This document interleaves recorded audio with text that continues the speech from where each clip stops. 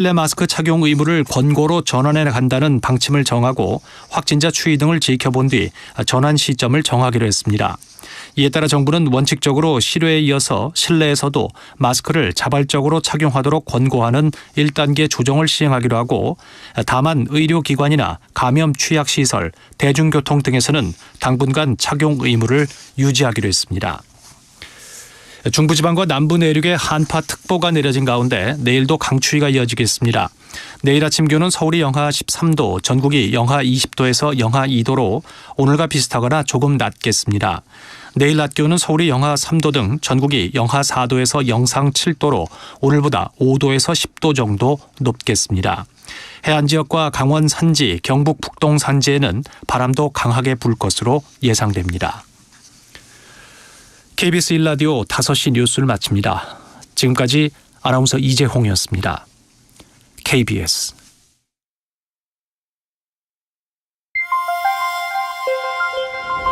대한민국 중심 채널 KBS 1라디오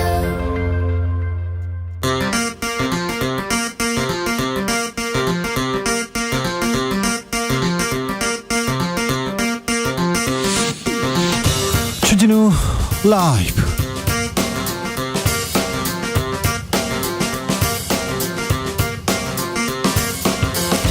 (2022년 12월 23일) 금요일입니다. 안녕하십니까, 주진우입니다. 검찰이 이재명 더불어민주당 대표에게 소환을 통보했습니다. 이재명 대표는 윤석열 정부의 망나니 칼춤, 당당히 맞서 싸우겠다, 이기겠다 하면서 불출석 예고했는데요. 이재명 소환에 대한 민주당의 입장, 김남국 의원에게 들어봅니다.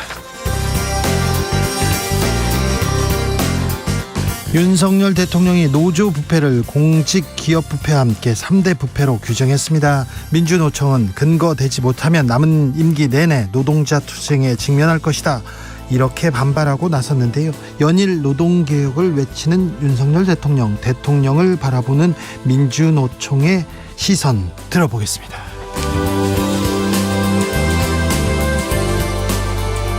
기자가 소설가가 되었습니다. 이건희 회장 동영상 사건 기억하십니까? 이 사건을 보도한 기자가 이 사건으로 소설을 써서 돌아왔습니다. 소설 삼성동 하우스, 김경래 작가에게 들어보겠습니다. 나비처럼 날아 벌처럼 쏜다. 여기는 주진우 라이브입니다. 오늘도 자중차에 겸손하고 진정성 있게 여러분과 함께 하겠습니다. 성탄절을 앞둔 금요일입니다. 벌써 설레시는 분들 많던데요. 크리스마스 앞두고 연말 앞두고 잘 계시죠? 그 날은 춥습니다. 네, 뭐 나가서 놀고 뭐 즐기고 다 좋습니다만 이렇게 건강은 잘 챙기셔야 됩니다. 소중한 분들과 사랑하는 사람들과 따뜻한 마음 이렇게 전하는 주말 연휴 연말 되셨으면 합니다.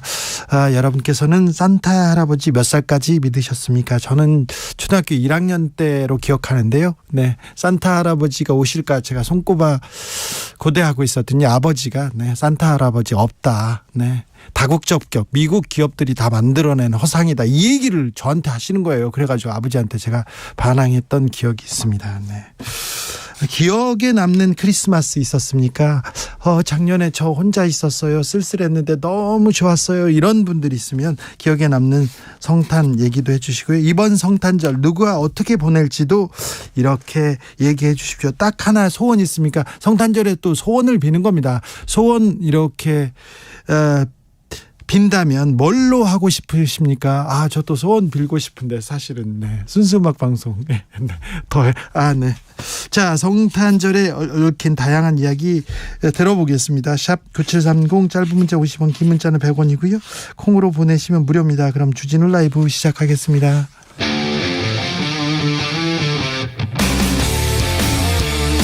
탐사보도 외길 인생 20년. 주 기자가 제일 싫어하는 것은?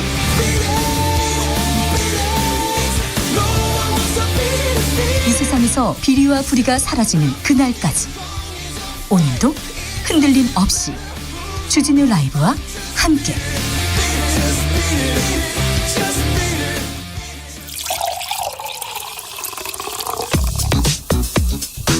진짜 중요한 뉴스만 쭉 뽑아냈습니다. 주스. 정상근 기자 어서 오세요. 안녕하십니까. 오늘 올겨울 최강 한파였습니다. 그런데 오늘 지하철에서 화재가 발생했습니다. 네, 날도 춥고 길도 얼어서 대중교통으로 출근한 분들이 많은데요. 그런데 오늘 오전 서울 지하철 3호선 선로에서 화재가 발생해서 열차 운행이 1시간 넘게 중단이 됐습니다. 이 3호선이 서울 시내 한복판을 지나는 노선이어서 시민들이 큰 불편을 겪었는데요. 불이 어디에 났다는 건가요?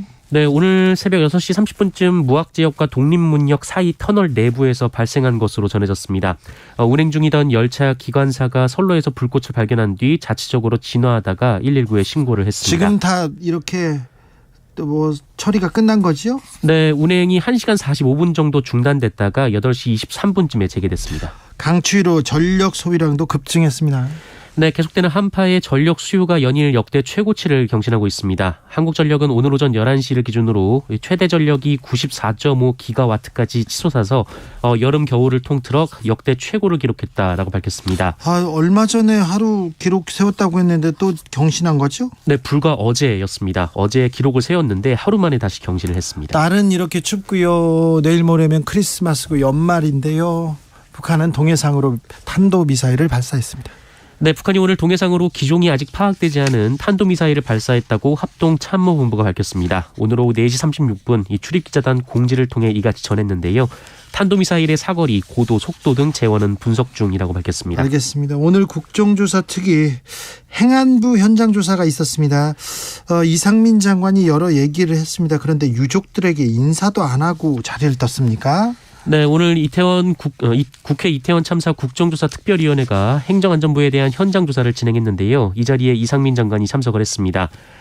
이 자리에서 진선미 특위위원이 이상민 장관에게 유족을 한 번도 못 만났냐라고 물었는데 이상민 장관은 다치신 분들은 여러 번 뵀는데 사망자 유족들은 몇 차례 시도를 했지만 유족들이 부담을 느껴 못 만났다라고 답을 했습니다. 유족들이 부담을 느껴서 못 만났다고요?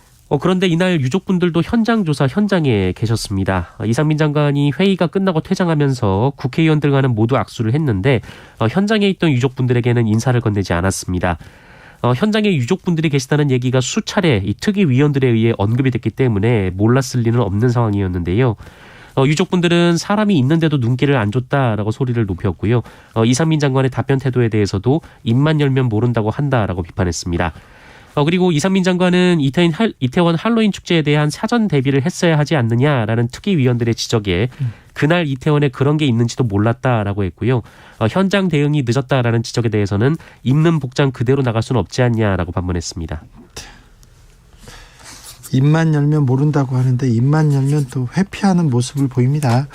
유족들이 거기 있는데 그래도 가서 고개는 숙여야죠. 손은 잡아야죠. 그 자리가, 그 장관이란 자리가 국민의 안전을 이렇게 지키라고 임명한 자리인데 꼭 국민을 이런 태도로 이렇게 대해야 하는지 이해할 수가 없습니다. 납득이 안 갑니다. 납득이. 자영업자의 빚이 빠른 속도로 늘어납니다. 네, 자영업자 빚이 빠른 속도로 늘어나고 있다라는 통계가 나왔습니다. 통계청 발표 자료인데요. 지난해 자영업자 1인당 평균 부채가 1억 7,805만 원으로 그 전년보다 5.8% 975만 원이 증가한 것으로 나타났습니다. 관련 통계 집계가 시작된 2017년 이후 대출 규모가 가장 크게 늘어났습니다. 더 우려스러운 것은 비은행권 대출이 전년보다 10.3% 급증하면서 이 3% 증가에 그친 은행권 대출 증가율을 웃돌았다라는 겁니다. 연령별로 보면 50대 개인 사업자의 경우 평균 대출이 2억 379만 원으로 가장 많았고요.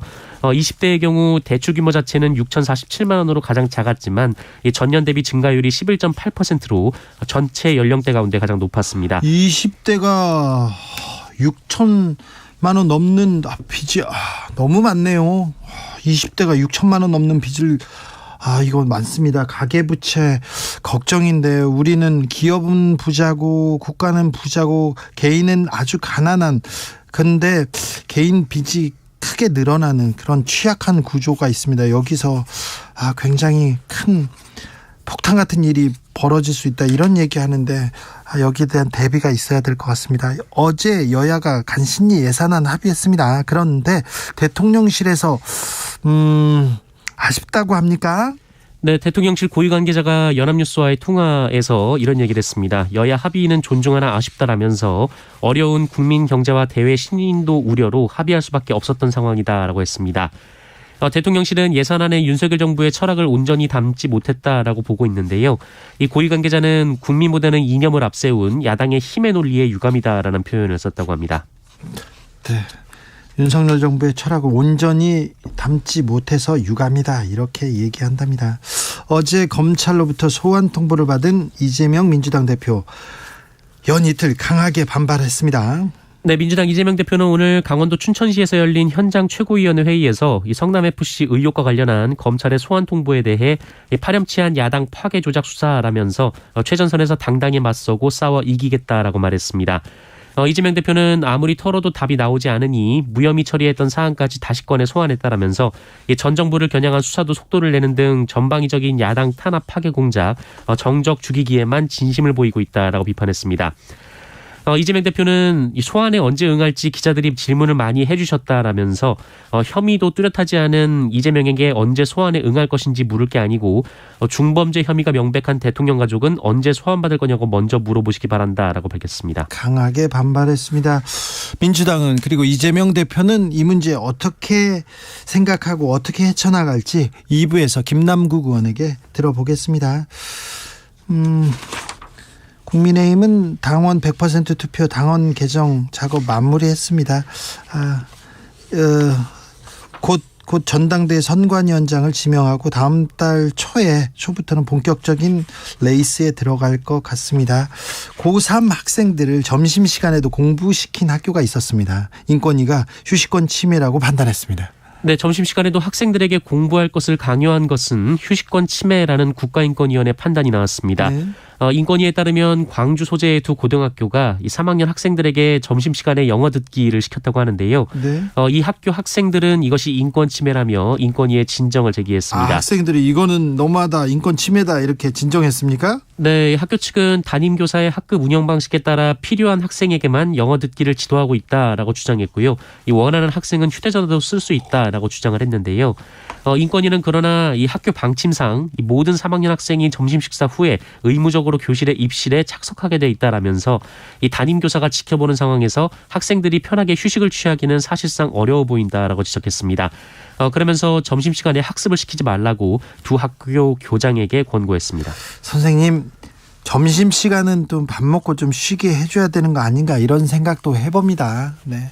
저희 고등학교 다닐 때 영교시가 있었어요. 네, 1교시 전에 영교시 그 전에 가가지고 또 이렇게 또 시험 봐가지고 네, 엉덩이 맞고 시작했던 그런 또 학창 시절이 있었는데 점심 시간에는 밥을 먹게 해달라. 네, 이 고3 학생들 진정된 학생들 좀 기특합니다. 제 생각에는 기특해요. 네. 같은 동네에 사는 지적장애 여성을 같은 날 성폭행한 남성들이 있습니다. 짐승에 가까운 사람들이 있습니다. 네, 지적장애 여성에게 같은 날 성범죄를 저지른 남성들이 징역형을 선고받았습니다. 이 부산지법은 이 성폭력 범죄 처벌 등에 관한 특례법 위반 혐의로 60대 남성, 70대 남성에게 각각 징역 3년 그리고 징역 5년을 선고했고요. 예. 40시간의 성폭력 치료 프로그램 이수를 명령 내렸습니다. 이들은 지난해 8월 이 부산 북구 한 아파트에서 중증 지적장애 여성을 성폭행했습니다. 동시에 성폭행한 것이 아니라 같은 날 별도로 성폭행을 했습니다. 이 남성 둘은 서로 모르는 사이입니다. 이들은 피해자가 직접 장애인인 것을 알고 있는 상태였고요. 이 전화를 걸어 피해자에게 나오라고 회유하거나 혼자 살고 있는 여성의 집에 직접 찾아갔습니다. 이 피해 여성은 장애도우미와 사회복지사의 도움을 받아 범행 사실을 경찰에 신고했습니다. 범행이 죄질이 매우 불량합니다. 네, 재판부는 죄질이 매우 불량하다라면서 이 범행 이후 피해자에게 돈을 주는 등 이 피해자가 판단력이 떨어지는 점을 이용해 범행을 무마하거나 숨기려고 했다라고 밝혔습니다. 엄벌에 처해야 합니다. 장애 도우미와 사회복지사의 도움으로 범행 사실이 이렇게 밝혀져서 다행입니다. 이 남성들 처벌받게 돼서 다행입니다. 안타까운 뉴스였습니다. 실내 마스크는 당분간 계속 써야 하지요? 네, 실내 마스크 해제에 대한 얘기들이 나왔었는데요. 하지만 당분간은 써야 될 것 같습니다. 오늘 중앙안전대책본부는 앞으로 실내 마스크 착용 의무를 단계적으로 권고로 전환하기로 했다라고 밝혔지만 당장은 이를 시행하지 않을 것이다라고 밝혔습니다. 중대본은 실내 마스크 해제 조건을 제시했는데요. 확진자 발생이 안정화되고 위중증 사망자 추세가 감소하는 등 유행이 안정화될 때야 정확한 시행 시점을 논의하겠다라고 밝혔습니다. 확진자 일주일 격리 이것도 유지됩니다. 네, 국민의힘 등에서는 이 격리를 3일 정도로 줄여야 한다라고 주장했습니다만 이 방역 당국은 현행 일주일 격리가 적절하다면서 당장 조절할 계획은 없다라고 밝혔습니다. 질병관리청장은 바이러스가 배출되는 기간이 일주일 정도라면서 외국에서도 일주일 격리가 대부분이고 일부는 5일이다라고 설명했습니다. 코로나 상황 어떻습니까? 네, 오늘 신규 확진자 수는 68,168명입니다. 어제보다 7천여 명 정도 줄었습니다만 지난주와 비교하면 1,500여 명 정도 많습니다. 위중증 환자는 474명으로 500명대에서 다시 400명대로 내려왔고요. 사망자는 66명이 나왔습니다. 주스 정상근 기자 함께했습니다. 네, 고맙습니다. 1958님 여기 광주인데요. 눈이 너무 많이 와요. 화이트 크리스마스도 좋지만 이제 그만 오면 좋겠어요 얘기합니다. 광주 눈이 많이 온다고요. 호남 지역에 지금 폭설 내린다고 합니다. 각별히 조심하셔야 됩니다. 4564님께서 오늘 사랑하는 딸 김채영 공주님 21번째 생일입니다. 많이 많이 축하해 주세요. 다가온 12월 26일에 군 입대하는 아들 김준수 사랑한다고 전해주세요. 사랑하는 엄마 아빠가 김채영 공주님 그리고 김준수님 네, 엄마 아빠가 사랑한다고 합니다. 네, 크게 외쳐봅니다. 성탄절 어떻게 보내세요? 많은 분들이 이렇게 좋은 계획을 세웠습니다. 강보현님 저는 50대 중반인데 아직 산타 할아버지의 존재를 믿습니다. 저도 믿습니다. 산타 할아버지가 오늘 밤에 내일 밤에 와가지고 저의 소원을 이렇게 들어주리라고 믿습니다. 제 소원은 네. 오세훈 시장한테 말을 해가지고 TBS 이제 정상화 시켜달라고 네, 순수 음악 방송을 비롯한 다른 방송도 하게 해달라고 이렇게 빌고 있습니다. 8891님 라떼는요 성탄절에만 통행금지가 해제되어 가지고요 친구들과 무조건 명동으로 나가서 그냥 걸어 다녔어요. 그냥 거리에는 캐롤 흐르고 그냥 걸어 다녔다고. 아 그랬군요. 통금이 있었을 때 그때만 해제해줬군요. 그러니까 사람들이 다 명동으로 가고 종로로 갔구나. 몰랐어요. 그건 몰랐네요. 4426님 2000년 12월 24일 많은 사람들의 축하 속에 크리스마스 이브에 결혼을 했습니다. 그런데 해마다 결혼 기념일에 식당 예약도 안 되고 22년째 고생하고 있답니다. 그래요? 그렇겠네요. 네. 특별한 계획을 세우셔야겠어요. 0147님 이번 크리스마스는 화가 납니다. 머리끝에서 화가 뻗쳐가지고 주체할 수 없습니다. 왜 그러세요? 집사람이 2박 3일간 여행을 갑니다. 남편을 버리고 가다니. 근데 왜 슬슬 웃음이 나죠? 화나지만 웃음이 나는 기분은 뭘까요? 0147님입니다. 0147님. 네. 부인분들 네, 이렇게 적어두세요. 네. 축하드려요. 네. 0416님 올 성탄절은 최고 기쁜 날이 될 것 같습니다. 그래요. 사랑하는 사람을 만나서 사랑이 싹트고 있거든요. 그 사람과 첫 성탄 연휴 하얀 눈과 같이 우리 생애 최고의 성탄절을 만들 겁니다. 소원이 있다면 내년엔 청첩장을 만들고 싶습니다. 네. 0416님 네. 몽글몽글 사랑이 피어오릅니다. 네, 응원하겠습니다. 4646님 시사방송을 사랑하는 애청자입니다. 저의 단 하나의 바람은 주진우 라이브가 오래오래 애청자 곁에 있었으면 합니다. 네, 사랑합니다. 주진우 라이브. 감사합니다. 4646님 네 감사합니다. 주진우 라이브.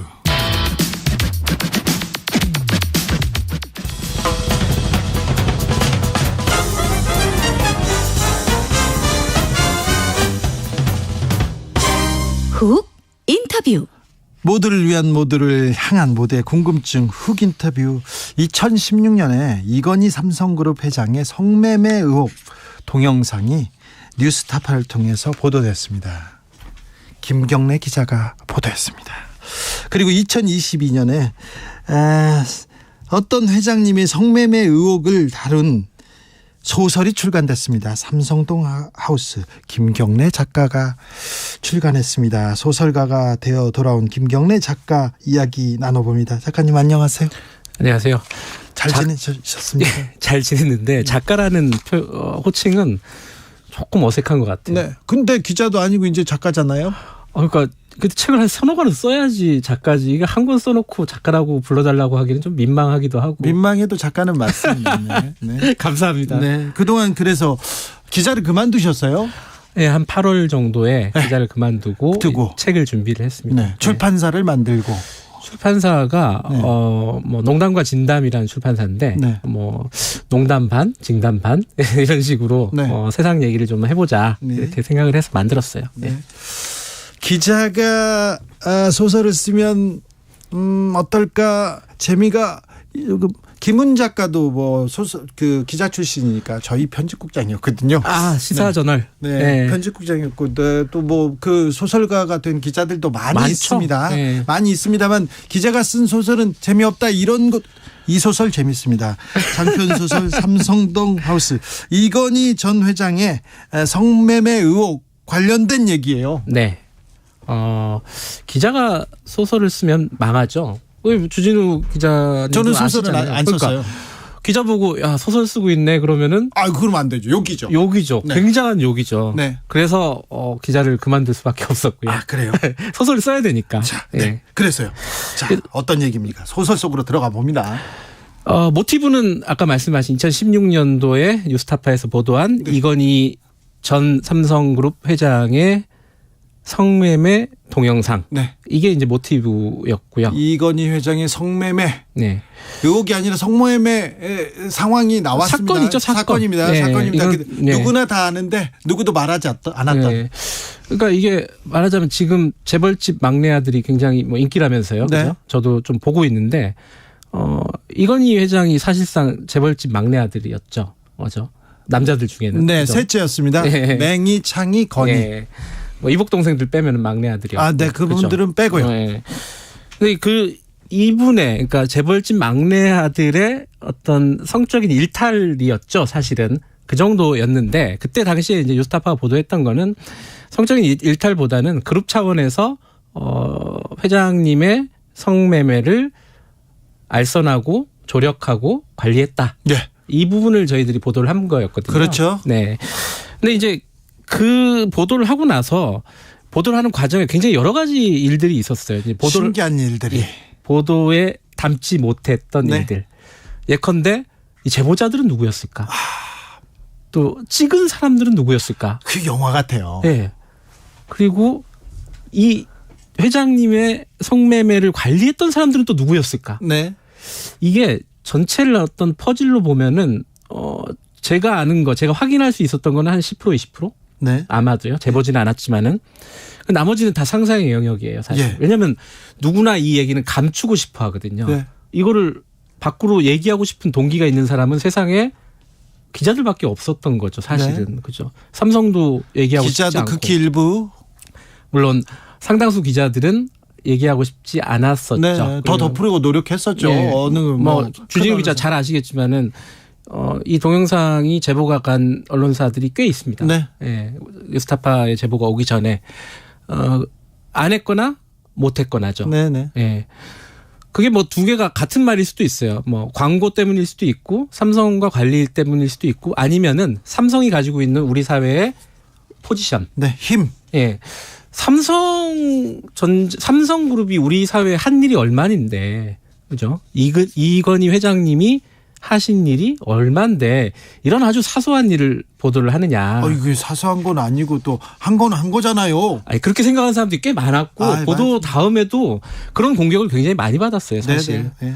근데 저희들은 좀 억울했죠. 네. 그 얘기를 좀 하고 싶었어요. 네. 이거 왜 보도했을까 우리가. 그 얘기도 많이 들어가 있습니다. 네. 우리들의 그때 고민 그리고 언론계가 삼성하고 어떤 관계를 맺고 있는가. 네.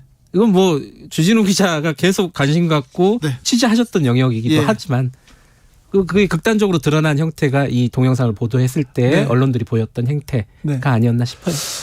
기사를 통해서 네. 한 단면을 보여줍니다. 기사는. 그런데 이 소설은요. 소설을 읽으면 우리 사회가 이렇게 움직이는구나. 삼성 사건은 이렇게 하는구나.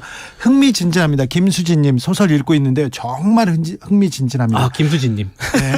기자하실 때도 응원했는데 앞으로도 응원합니다. 너무 재밌어요. 8682님 김경래 기자님 너무 반가워요. 책을 내셨군요. 얘기합니다. 김경래 작가와 얘기 나누고 있습니다. 그런데요. 예? 이 이런 삼성 관련된 기사를 쓰는 것도 쉽지 않은데 네. 소설을 쓴다. 이거 삼성에서 오지 않았습니까? 혹시 거부할 수 없는 제안 그런 거 없었습니까? 그런 게 있었으면 한번 생각해 봤을 텐데. 안 왔어요? 그게 이 당시에도 저희들이 2016년도에 제가 시민보 기자라고 뉴스타파의 기자와 함께 보도를 했을 때도 이건희 회장이 와병 중이었잖아요. 그래서 사실상 네. 가능성이 없다. 네. 생환의 가능성이 없다라고들 많이들 얘기하고 있는 상황이었고. 그렇죠. 그때 돌아가셨다는 얘기도 있었고요. 그렇죠. 그래서 일부러 살려둔다라는 뭐 그런 루머들도 좀 있었고 상속 문제 때문에. 네. 삼성그룹에서 이건희 회장을 신경 쓰는 사람들이 이제 거의 없는 것 같아요. 맞아요. 그 네. 부분이 있었어요. 예전 같았으면 이건희 회장의 이자도 안 나왔을 텐데 그때는 그럼요. 아예 놔버리는. 그 당시에 이제 성매매가 벌어졌던 당시는 2011년에서 2013년도인데 예. 그때도 이건희 회장이 관리가 제대로 안 되고 있었던 것으로 보여요. 예. 왜냐하면은 이 동영상을 누군가가 찍고 유통을 했는데 삼성이 그거를 미연에 예방을 못했던 거예요. 그걸 가지고 심지어 언론사하고 접촉했는데도. 예. 이게 그러니까 이 삼성에서 이재용 지금 부회장의 얘기는 굉장히 민감하고 예민하게 다루는데 그렇죠. 다 반응하는데 이건희 회장의 얘기는 더 이상 옛날 얘기가 되는 거죠. 사실 재벌집 막내 아들도 이병철 전 회장의 얘기에 가깝잖아요. 예. 삼성에서 그렇게 신경 안 쓸 수도 있어요. 지금 중요한 거는 이재용 부회장이거든요. 네. 삼성 측 인사들은 이거는 뭐 삼성과 현대 얘기를 섞어놨다 이렇게 얘기하더라고요. 물론 우리 얘기는 섞였겠죠. 아니야 이렇게 얘기하더라고요. 그리고 뭐 이병철 회장과 이건희 회장도 좀 섞여 있고요. 네, 그렇죠. 예. 그렇습니다. 그런데요. 재밌는 게 네. 재밌다고 얘기하기는 그렇습니다만 성매매는 이건희 전 회장이 성매매 사건이었습니다. 그런데 이건희 회장은 피해자가 되고요. 주변 사람들이 가해자가 됩니다. 이거 참 어떻게 봐야 돼요? 이게 17년 8월 25일 얘기인데요. 그날이 하필이면은 네. 이재용 부회장의 선고 날이었어요. 5년 징역 받은 날. 네. 그날 다른 재판정에서 이 사건의 재판이 열렸습니다. 다 이재용 부회장 그 얘기를 판결을 보러 가지. 그게 중요하니까. 네, 여기 이 사건은 더군다나 기소를 몰카를 찍은 사람들 기소가 됐습니다. 예. 당연히. 그리고 몰카를 찍은 걸 가지고 삼성을 협박해서 수십억을 뜯어낸 사람들 범죄자들이죠. 네. 기소가 됐습니다. 예. 그리고 다 징역형을 받았어요. 예. 법정 구속됐죠. 네. 그런데 그 성매매를 관리했던 삼성 측 인사들 네. 수사가 안 됐어요. 아니 그리고 성매매 얘기가 있었고 돈을 지불한 게 있었으니까. 그건 팩트잖아요. 예, 그 돈 5만 원이라도 내야 될 거 아닙니까? 1인당 500만 원이었고 5명이면은 여성 5명이 한꺼번에 불렀으니까 네. 1회에 대략 한 2,500만 원. 네. 거기에 관리 비용까지 하면은 운전사도 있었고 관리하는 여성도 있었고 그럼 한 3천만 원, 4천만 원 된단 말이죠. 네. 그게 지속적으로 이루어졌어요. 이 성매매가. 그러면 그 돈이 어디서 나왔을까? 네. 수사를 안 했어요. 기소가 안 된 거죠. 자, 이건희 회장은 그때 와병 중이니까 기소 중지가 됐습니다. 그런데 당시에 화면에 나와요, 심지어. 그걸 관리하고 있는 미모의 여성. 있단 말이죠. 그게 이건희 회장의 비서인가? 삼성의 직원인가? 네. 모르는 거죠. 근데 그 사람은 기소에서 빠진 거예요. 예. 성매매를 했던 여성만.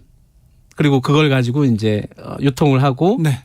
돈을 갈취했던 사람들만 범죄자들만 기소가 된 거죠. 그럼 성매매한 여성은 처벌받았고. 법정 구속됐어요. 네. 심지어 그래서 그 여성이 막 울더라고요. 사실 저 때문에 구속이 된 거죠. 보도를 해서. 예. 그 수사가 안 되던 삼성에서는 덮었던 사건이니까. 예. 근데 그 여성의 남자친구 혹은 배우자가 법정에서 얼싸안고 우는 모습을 보고 야, 이거는 한번 저 뒷얘기를 상상의 영역이라도 한번 써보고 싶다. 네.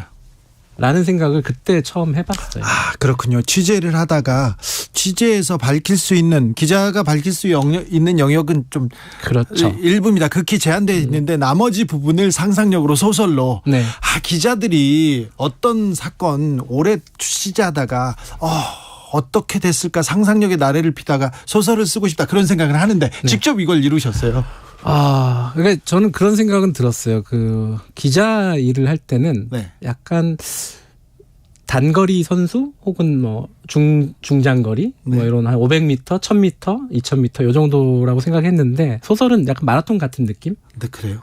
뭐 오래 걸리니까 일단 쓰는데 그리고 여러 가지 생각들을 많이 하잖아요. 네. 그러니까 그때 생각했던 거는 기자로서 생각했던 거는 삼성그룹이 이건희 회장의 성매매를 어떤 식으로 조력을 하고 관리했을까 이 부분에 지금 포커스가 맞춰져서 예. 생각을 했다면은 네. 소설을 쓸 때는 이거를 찍은 사람들은 어떤 사연이 있었을까? 심지어 이거를 성매매를 관리했던 그 직원들은 어떤 마음이었을까? 그렇죠. 그러니까 그 부분 이제 기사에서는 중요하지 않은 얘기들을 계속 생각을 해야 되니까요. 네. 물론 이제 기자일 때도 생각은 하지만은 그걸 기사로 쓸 수는 없잖아요. 그렇죠. 그거를. 예. 네. 그래서 이제 소설로 썼는데 만족스럽게 나왔는지는 뭐 독자 여러분들께서 이제 판단해 주실 일이겠죠. 재밌게 잘 봤다는 분들 지금 의견 계속 오고 나온 지 얼마 안 돼서 있습니다. 올라왔을 텐데. 주변 사람들만 지금 다 오신 것 같아요. 많이 오셨네요. 많이 동원하셨어요. 네, 감사합니다. 자, 기자를 그만두고 작가를 한다. 네. 기자를 그만두면 뭘 할까 고민하셨을 거 아니에요. 고민을 많이 했죠. 새로운 삶을 살고 싶은 마음이 있었어요. 그렇죠. 예전에 그 네. 주진우 기자 마음도 비슷할 거예요. 저는 이제 그래서 음악 방송 DJ 하고 맞다 싶어가지고. 그거 하셨구나. 네, 그런 거. 네, 곧 잘립니다. 맞다. 네. TBS. 네, 곧 잘립니다. 네. 아이고. 네. 자, 그런데요. 예, 전혀 다른 기자와 다른 영역의 일을 해보고 싶었는데 네. 사실 기자하고 작가는 동전 앞뒷면 같은 느낌인 것 같아요. 아까 말씀하셨잖아요. 유명한 작가들 뭐 옛날 얘기로 하면 뭐 해밍웨이부터 네. 시작해서 다 기자들이잖아요. 네네. 유명한 소설가들이 이야기를 다루는 영어로 기사를 스토리라고 하잖아요. 네. 이야기를 다루는 건데 그래서 좀 꺼려졌어요. 이거 말고 진짜 다른 일을 해보고 싶은데 네. 제 깜냥이 그거밖에 할 줄 아는 게 없더라고요. 그래서 결국은 비겁하지만 글 쓰는 직업을 해야겠다. 비겁이라뇨. 네. 자, 삼성동하우스 취재를 하다가 그 부족한 부분, 네. 밝힐 수 없었던 부분이 상상력의 나래를 펴서 굉장히 재미있는 스토리로 이렇게 엮여졌습니다. 삼성동하우스 작가 김경래 작가 만나보고 있는데요. 다음 작품도 구상하고 있습니까? 제가 이제 그만둘 때 네. 밥은 먹고 살아야 되잖아요. 네. 제 목표가 연봉 2천입니다. 그래요? 좀 많이 잡으면 3천. 그 정도 책을 내서 그 정도를 밥 먹고 살고 싶어요. 될지 모르겠어요. 출판 시장이 네. 너무 작기 때문에. 네. 요즘 책은요. 뭐 내용으로 내는 게 아니라 용기로 낸다 그런 얘기도 하더라고요. 그래서 출판사까지 하고 있으니까요. 네. 어찌 됐든 그래서 이제 그 이야기를 삼성동 하우스 말고도 몇 개를 지금 준비를 해놨어요. 네. 물론 이제 구상 단계죠. 네. 예컨대 검사들 얘기는 꼭 한번 쓸 겁니다. 네. 서초동 하수구 네. 뭐 이런 느낌으로. 서초동 하수구. 예. 제목은 어디서 좀 삼성동 하우스, 서초동 하수구, 재벌집 막내 아들 이런 뉘앙스가 예. 있어야 돼요. 용산 단란주점? 이런 거? 용산 가라오케? 이런 저는 것도 검사의 배신 준비하려고 생각하고 있습니다. 네, 그런데 거기에 주진우 기자 캐릭터도 나올 수도 있고요. 그래요. 네. 그래서 어쨌든 검사 얘기는 준비하고 싶은데 제가 옛날부터 어릴 때부터 추리소설을 좋아했었거든요. 네. 제가 좋아했던 게 딱 장르가 두 개인데 추리소설하고 네. 좀비물이에요. 좀비. 네, 그 얘기는 꼭 써보고 싶어요. 예를 들어 네. 검사들 나오는데 좀비물이 될 수도 있는 거고. 검사가 좀비야. 그럴 수도 괜찮네. 있죠. 네. 그래서 어쨌든 제가 취재했던 검사들 얘기들이 많이 있으니까요. 네. 그 사건을 꼭 한번 써보고 싶은 마음이 있고 그리고 또 여의도 얘기도 써보고 싶은 마음이 있고 그렇죠. 방송국 얘기도 한번 써보고 싶은 마음이 있고 그리고 막 환생 막 그런 거 타임스. 환생 빙의 네, 그런 거 해야 돼요. 그런 거 해야 되는데 그거 이제 쉽지 않아요. 예. 기자 출신. 그래서 다음 소설에서는 한 네. 명 죽이고 시작할 겁니다. 그렇게요? 예. 서초동에서 한 명이 죽어야죠. 네. 예. 그러고 나서 일단 초반에 좀 많이 죽어야 사람들이 관심을 갖습니다. 그러니까 추리소설의 약간 장르잖아요. 클리셰 같은 건데 네. 그런 전형적인 장르 소설 이런 거를 쓰고 재미있는 이야기를 쓰고 싶어요. 그래요? 예.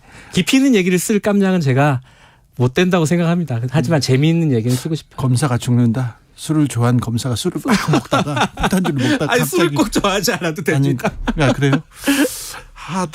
삼성동 하우스 너무 재밌어가지고 그 다음 작품이 기대돼가지고 제가 물어봤어요. 감사합니다. 김경래 작가와 말씀 나눴습니다. 감사합니다. 오늘 고맙습니다. 교통정보센터 다녀오겠습니다. 김한나 씨. 네, 시각 교통정보입니다. 크리스마스를 앞두고 교통량이 많아졌습니다. 또 추운 날씨에 돌발 상황들도 많아서 평소 금요일보다 도로가 많이 혼잡한데요. 지금 서울 시내에서는 강변북로 구리방면 월드컵대교와 성산대교 사이에서 사고가 나서 1, 2차로가 막혀 있습니다. 또 동호대교 북단 부근에는 고장난 차량이 서 있어서 가양대교부터 한남대교까지 길게 정체되고 있고요. 고속도로에서는 경부고속도로 서울 방면 청주휴게소에서 천안 부근까지 21km, 다시 기흥에서 판교분기점까지 21km 긴 구간 밀리고 있고요. 달래내에서 한남나들목까지도 어렵습니다. 또 중부선 하남 쪽으로는 서청주에서 오창 부근과 증평에서 진천 부근 지나기 어렵고요. 곤지암 부근 2차로와 갓길에는 고장난 버스를 처리하고 있어서 부근으로 밀리고 있습니다. 또 남해고속도로 영암 방면 장흥나들목 부근에서는 대형 화물차 단독 사고를 처리하고 있는데요. 이 사고는 오늘 오전부터 처리 작업이 시작돼서 지금까지도 처리가 안 되고 있습니다. 도로를 전면 차단을 준비 중에 있으니까 참고하셔야겠고요. 또 호남고속도로 순천 쪽으로는 내장산 부근에서 호남터널까지, 또 장성나들목 부근으로 속도 내려갑니다. KBS 교통정보센터였습니다.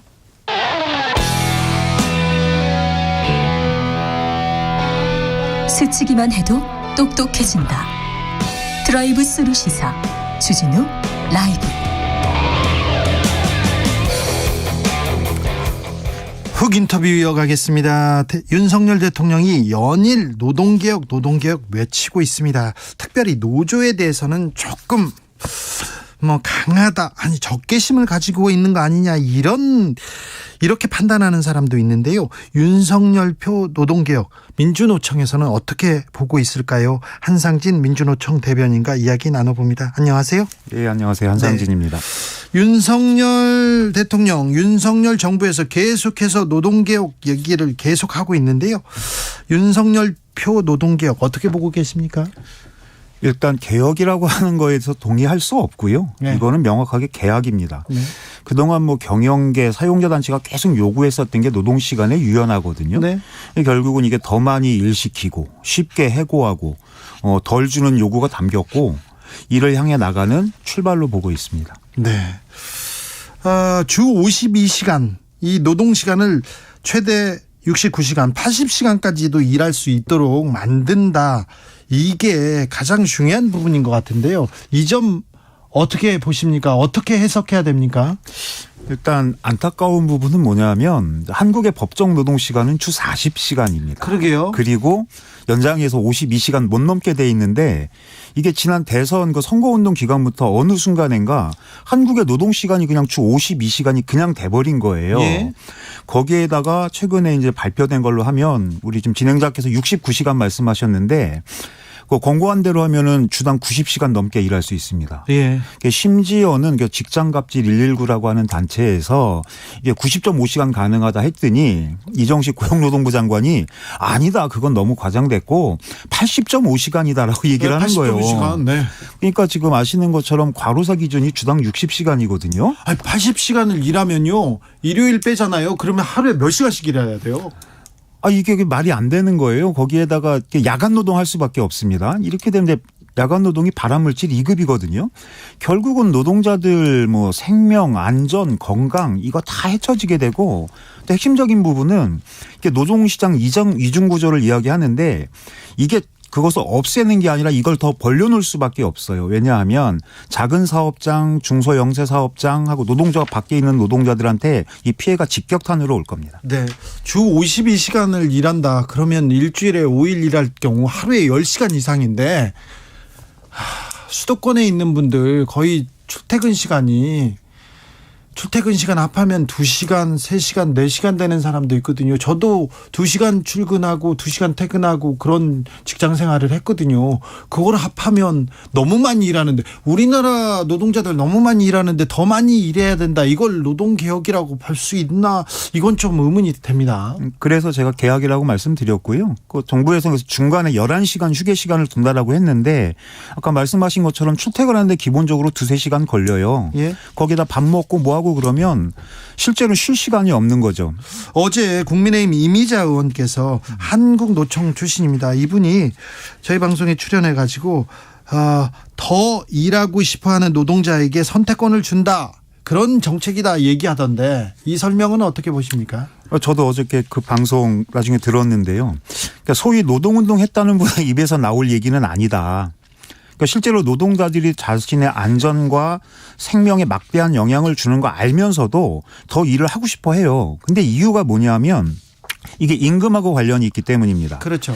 우리나라 임금 자체는 아직도 저임금 구조이고요. 그 구조에서도 기본급 비중이 낮고 수당과 상여 비중이 상당히 높은 게 기형적인 구조거든요. 그게 문제예요. 예. 그래서 특근 안 하면, 야근 안 하면 너무 쥐는 돈이 적으니까 그렇게 예, 맞습니다. 해달라고. 그러니까 노동자들이 정말 위험한 거 알면서도 가정에 되게 위험한 거 알면서도 스스로 노동을 요구하는 상황인 거죠. 이거를 알고도 그런 얘기했던 문제고 모르고 있었으면 더 심각한 겁니다. 윤 대통령 노동개혁의 핵심으로 노조 부패 척결해야 된다 이 얘기했던데 네. 이 얘기 어떻게 들으셨습니까? 노조 부패가 많습니까? 그 대통령 입에서 나올 이야기는 절대 아닌 것 같다. 그러니까 3대 부패 얘기했습니다. 네. 공직 부패, 기업 부패, 거기에 이제 노조 부패가 신종으로 하나 껴들어갔는데 노조 부패가 이렇게 크고 중요한 문제입니까? 이제 이 문제가 지난 일요일 한덕수 총리부터 해서 쭉 얘기가 나왔거든요. 네, 보수 언론에서 계속 나오고 있고. 하고 21일 대통령 얘기까지 하면 결국은 이게 누구의 의도에서 나왔는지 봤으면 좋겠고요. 이러다 보니까 이분들 지난번 화물연대 투쟁 때문에 제가 출연했었는데 막 강경하게 대응하고 하면서 그냥 지지층들 결집하고 지지로 올라가는 효과를 봤거든요. 중요합니다. 그래서 그거에 너무 자신감이 붙었다. 그렇게 지금 당장은 이렇게 효과를 볼 수 있을지 모르겠지만 이거는 진실과 전혀 다르기 때문에 대통령이 얘기하는 정의 상식하고도 어긋나기 때문에 이거는 결국은 민낯이 드러난다. 그런데요, 화물연대 파업에서도 그렇고 일단 기본적으로 국민들이 파업에 대한 거부감, 부정 감성이 있어요. 민주노총에 대해서도 부정 감성, 뭐라고 해야 되나, 민주노총의 움직임에 대해서 국민들 불안해, 싫어, 이렇게 보는 시각이 있습니다. 항상 말씀드리지만 저희가 다 잘한 건 아니기 때문에 좀 더 열심히 노력해야 될 부분도 있긴 하지만 기본적으로 대한민국 국민들은 흔히 이야기하는 노동 기본권에 대한 이해가 상당히 좀 적습니다. 네. 예를 들어서 이제 유럽이나 저희가 선진국들 이야기하는데 선진국들에서 바라보는 이 노동자들의 파업 이런 쟁의들과는 이게 많은 시각 차이가 좀 있어요. 예. 그래서 그런 부분들 저희가 최소 알고 있기 때문에 네. 좀 노력하고 있는 상황이고요. 네. 조금 더 좀 호의스럽게 좀 봐주셨으면 좋겠습니다. 언론에서 노조에 대해서 너무 부정적으로 보도하기 때문에 좀 억울하신 측면이 있다는 거 알고 있습니다. 알고 있는데 그래도 민노총이 움직일 때 국민의 지지 없이는 이렇게 이 파업이 성공할 수도 없고 국민들한테 호소하지 않으면 국민들이 여기에 동력을 실어줄 수도 없기 때문에 이 부분 어렵지만 계속 얘기해야 될 것 같습니다. 네, 그래서 한 말씀만 좀 드리면 대한민국의 노조 조직률이 한 14% 되거든요. 노조 조직률이 14%면. 예. 그러니까 근데 민주노총은 그래도 노동조합으로 묶여 있기 때문에 네. 예를 들어서 불이익이나 이런 것들을 최대한 막아낼 수가 있어요. 예. 그런데 85%의 노동자들은 그렇지 못하거든요. 예.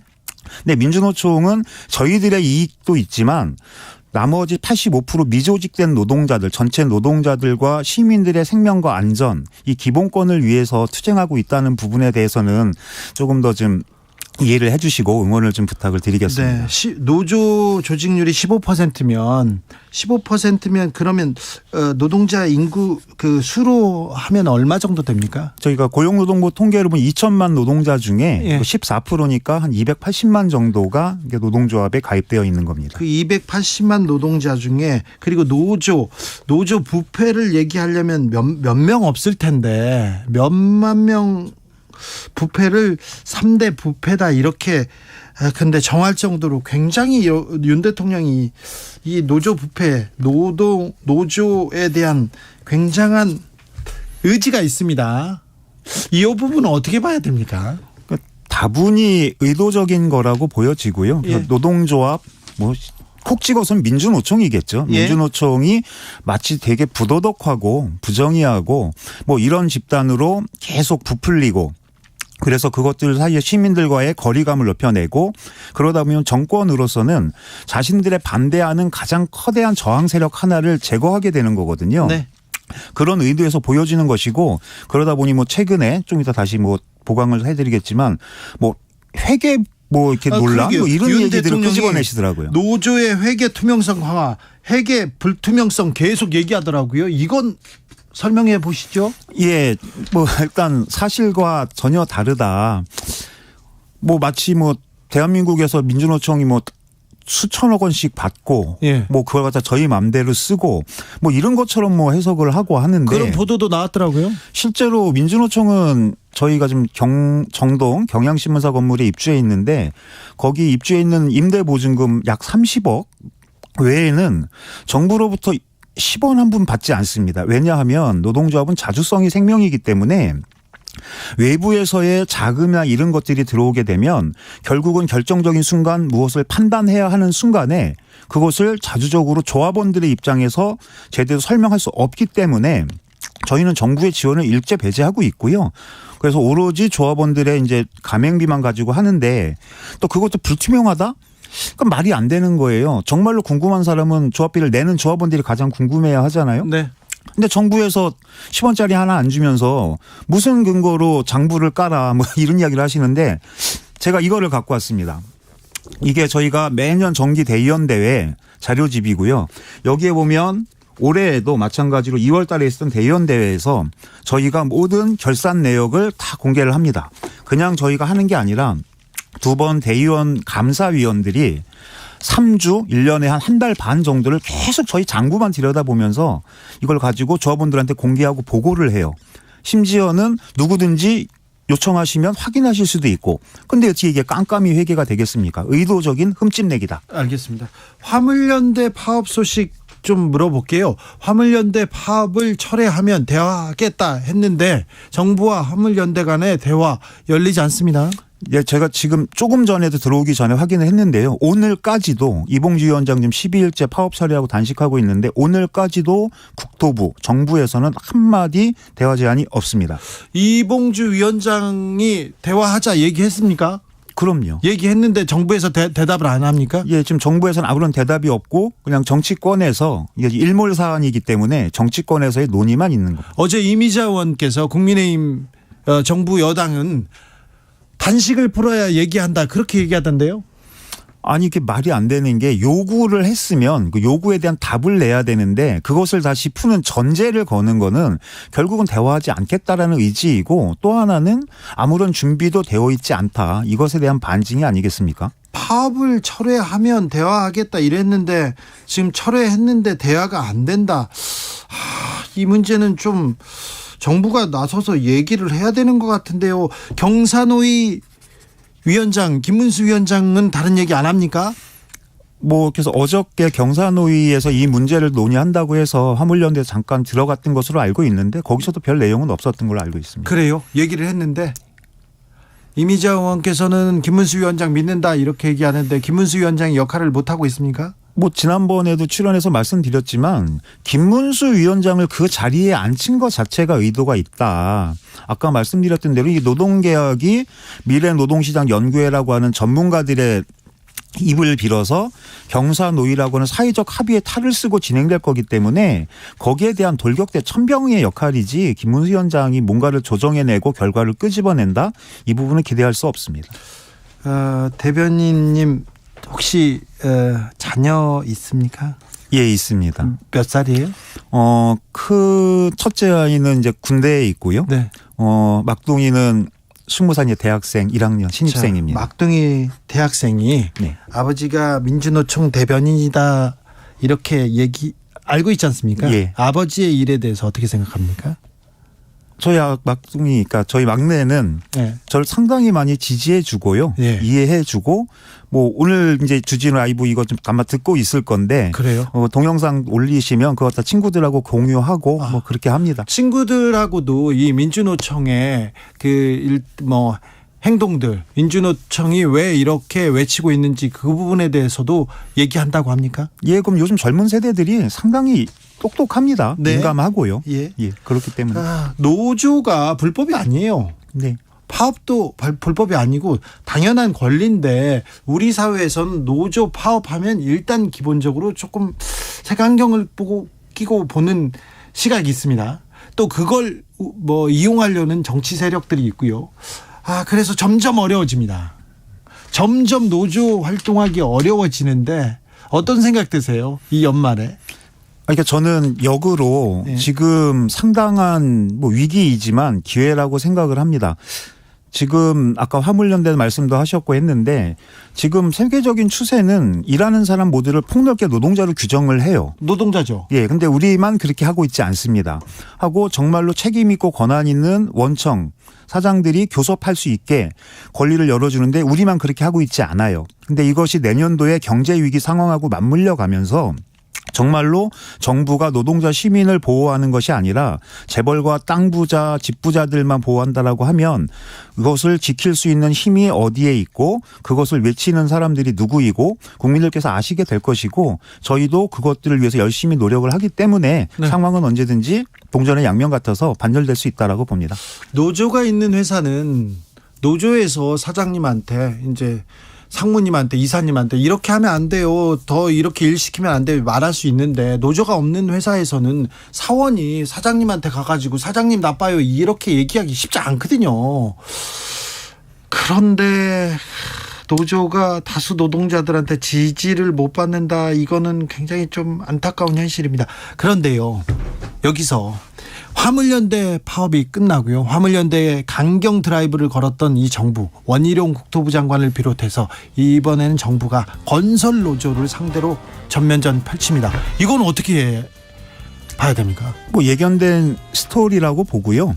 그래서 공정위를 앞세워 가지고 들어오는데 공정위는 아시다시피 재벌 비리 이것들 감시하고 그렇죠. 하라고 하는 네. 건데 노동조합한테 들어오거든요. 그 의도가 너무 뻔합니다. 악의적이거든요. 그렇기 때문에 아까 말씀드린 노조법이 개정이 필요한 겁니다. 한상진 민노총 대변인이었습니다.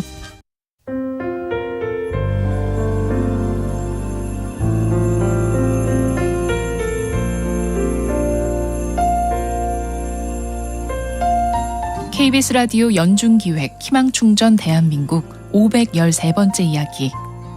안녕하세요. 아나운서 김소리입니다.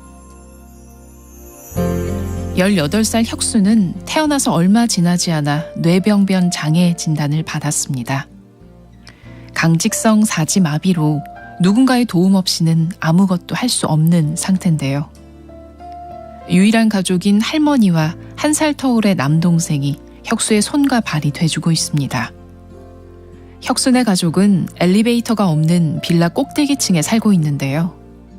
매일 할머니와 남동생이 혁수를 업고 오르내리면서 학교와 물리치료실에 데려갑니다.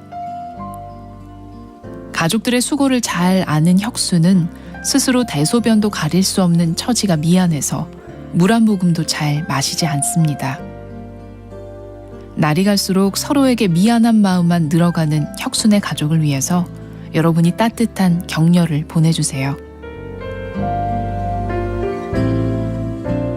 여러분의 따뜻한 손길이 희망의 빛이 됩니다. ARS 060-700-1580 060-700-1580 한 통화 3,000원으로 희망을 선물해 주세요. KBS 라디오 연중기획 희망충전 대한민국은 초록우산 어린이재단, 인탑스 주식회사 그리고 청취자 여러분과 함께합니다. ARS 060-700-1580 한 통화 3,000원입니다.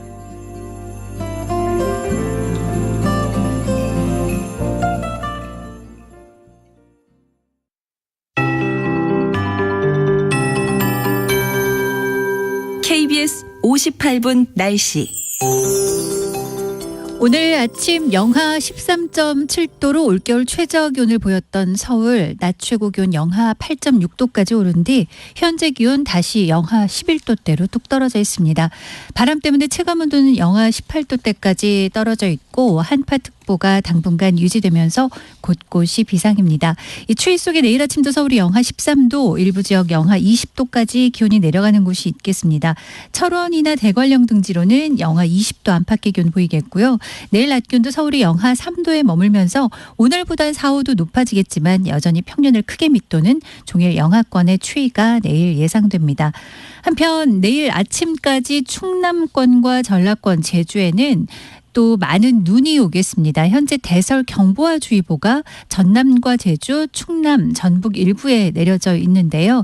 이 대설특보가 내려진 만큼 많은 눈이 오면서 5에서 10, 최고 15cm 이상의 눈이 더 이어질 수가 있겠습니다. 대설에 대한 대비 철저히 밤새 또 유지를 해주셔야 되겠고요. 모레까지 특히 강추위가 예상이 되고 화요일 한파의 기세는 조금 꺾이긴 하겠지만 평년보다는 2도에서 4도 낮은 기온이 다음 주에도 계속 이어지면서 빙판길이나 도로 살얼음도 주의하시기 바랍니다. 현재 해안가 중심으로 지금 강풍특보와 또 바닷길에는 또 풍랑특보도 내려져 있습니다. 최영우였습니다. 정성을 다하는 국민의 방송 KBS가 6시를 알려드립니다. AM 711kHz, FM 97.3MHz, KBS 1라디오입니다. HLKA.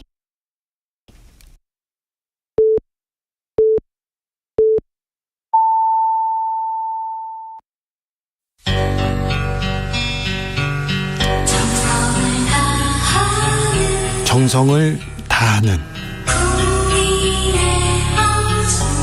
국민의 방송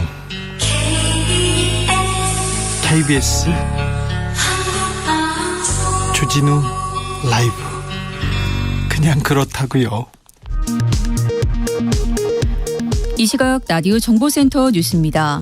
북한이 단거리 탄도미사일 2발을 동해상으로 발사했습니다. 합동참모본부는 오늘 오후 4시 32분쯤 북한이 평양 순안 일대에서 동해상으로 쏜 단거리 탄도미사일 2발을 포착했다고 밝혔습니다. 더불어민주당 이재명 대표는 검찰의 28일 출석 요구에 일단 응하지 않을 것임을 시사했습니다. 중범죄 혐의가 명백한 대통령 가족 소환부터 물어달라며 비판했습니다. 반면 국민의힘은 검찰이 그렇게 두렵냐며 조사에 응하라고 압박했습니다. 지난해 자영업자의 1인당 평균 부채가 역대 최대폭으로 증가하면서 1억 8천만 원에 육박했습니다. 부채 규모는 50대가 가장 컸고 20대 부채가 가장 큰 폭으로 늘었습니다. 지영미 질병관리청장은 다음 달 중 코로나19 겨울 재유행이 정점에 이를 것으로 전망하면서 설 연휴 이후 마스크 의무 1단계 조정을 논의할 수 있을 것이라고 밝혔습니다. 중국에서 이달 들어 2억 5천만 명가량이 코로나19에 감염된 것으로 나타났다고 타이완 중앙통신사가 오늘 보도했습니다. 중국 전체 인구의 18%에 해당합니다. 중국 외교부는 전반적으로 예측 및 통제가 가능하다고 밝혔습니다. 지금까지 라디오 정보센터 뉴스 정원나였습니다.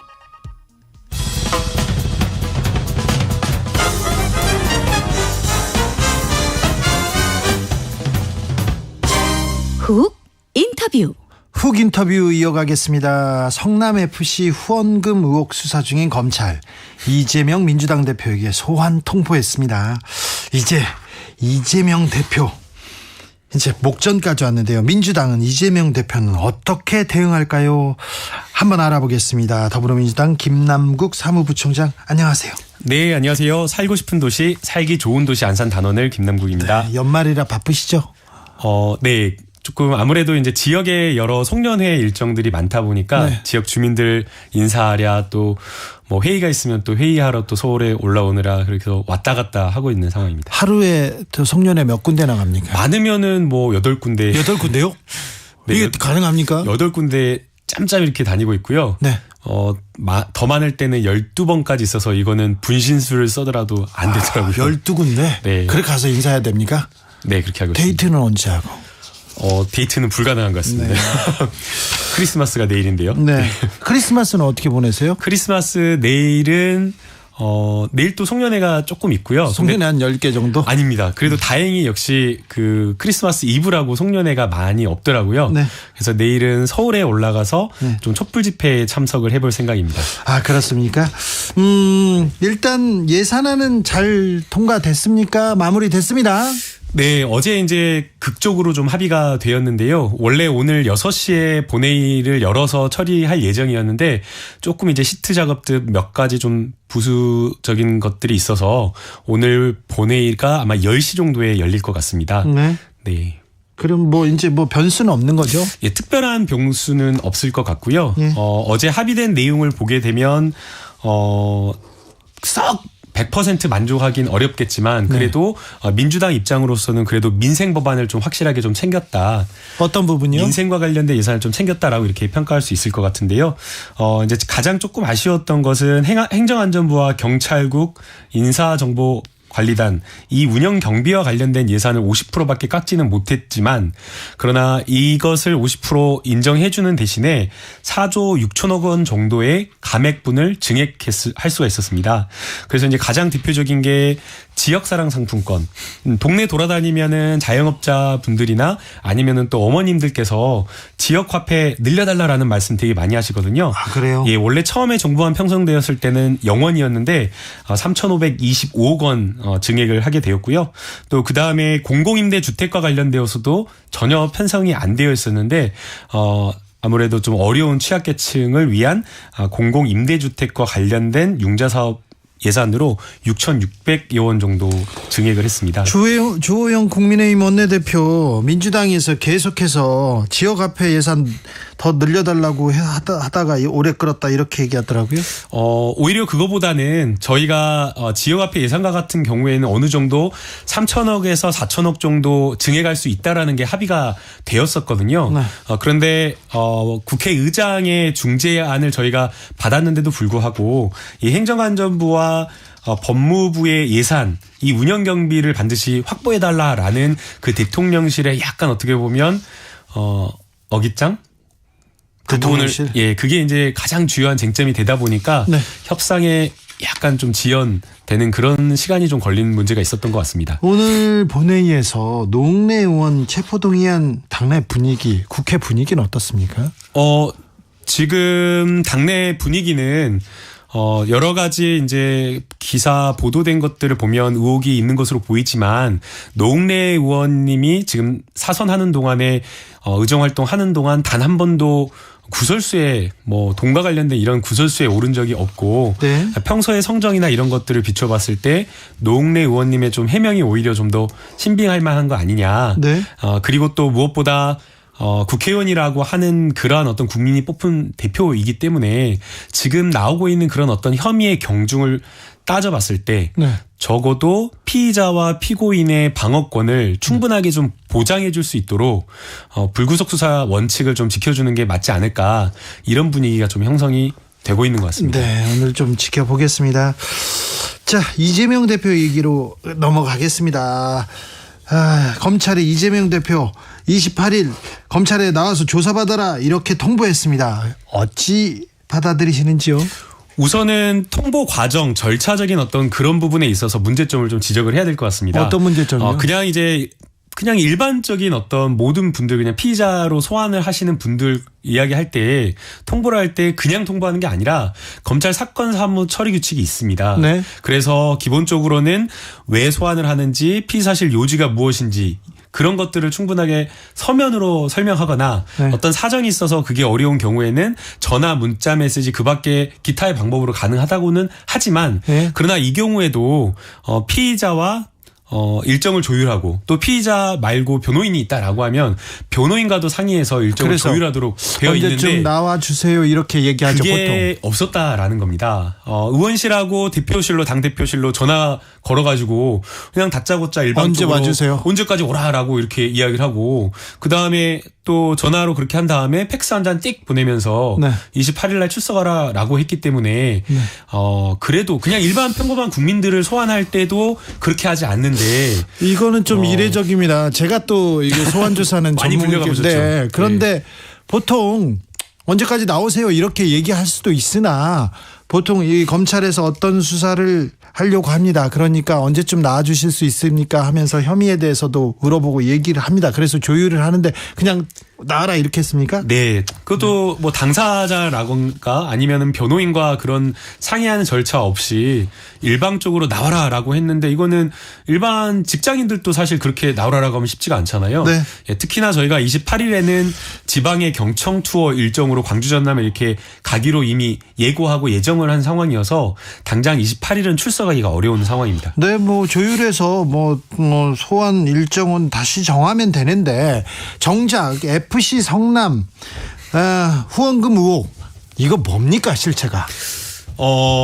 지난 5년간 계속 수사를 했었는데요. 네. 뭐 3년간 수사를 했다가 경찰이 지난해 2021년 9월에 무혐의 송치 처분을 한 사건인데 이것을 다시 갑자기 검찰이 재수사하라고 해서 재수사를 해서 지금 이재명 당대표에 대해까지 수사를 하겠다라는 겁니다. 죄명은 제3자 뇌물죄인데요. 성남FC의 광고비 계약 체결한 기업들의 그 광고비가 제3자에게 주는 뇌물이었다라는 겁니다. 그러나 이제 저희가 상식적으로 뇌물이라고 하는 것은 공적인 어떤 공무원이 가지는 어떤 공적 권한을 가지고 사사로이 자기의 개인적 이득을 취할 때 성립하는 게 뇌물죄거든요. 자, 지금요. 그러면 FC 성남에 기업들이 광고를 했습니까? 그래서 광고를 하고 어떤 이득을 받는지는 모르겠는데 여기서 물어볼게요. 지금 5년간 3년간 수사할 때 FC 성남한테 돈을 줬어요. 네, FC 성남에서 돈이 현금이나 뭐가 다른 사람한테 넘어갔습니까? 그런 건 없습니다. 이재명 시장한테 안 넘어갔습니까? 안 넘어갔습니다. 한 푼도 안 넘어갔습니까? 네, 한 푼도 넘어온 게 없고요. 근데 왜 뇌물이죠? 그래서 이제 성남FC가 취득한 그 금액이 광고비가 뇌물이다라고 이야기를 하는 건데요.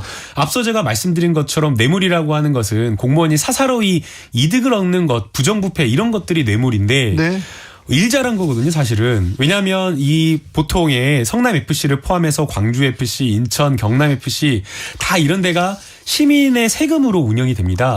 그래서 기업의 어떤 후원이나 광고비가 없는 경우에는 전부 다 세금이 들어가게 되어 있거든요. 그래서 시장이나 도지사들 다 후원해 주세요, 광고 좀 주세요 다닙니다. 맞습니다. 저도 이제 저희 안산에 그린어스 FC가 있는데 거기에 후원 기업을 따갖고 오라 그러는데 쉽지가 않거든요. 근데 가서 근데 후원금 좋아. 광고 후원 근데 광고비입니다. 광고비인데 광고를 받고 용도 변경을 해줬다. 이것 때문에 해줬다. 이 인과관계가 맞으면 이거는 좀 문제가 되는 거 아닙니까? 뭐 그렇다고 하더라도 이게 부정한 이익인지 부정한 청탁인지 이걸 따져볼 필요가 있는 것이고요.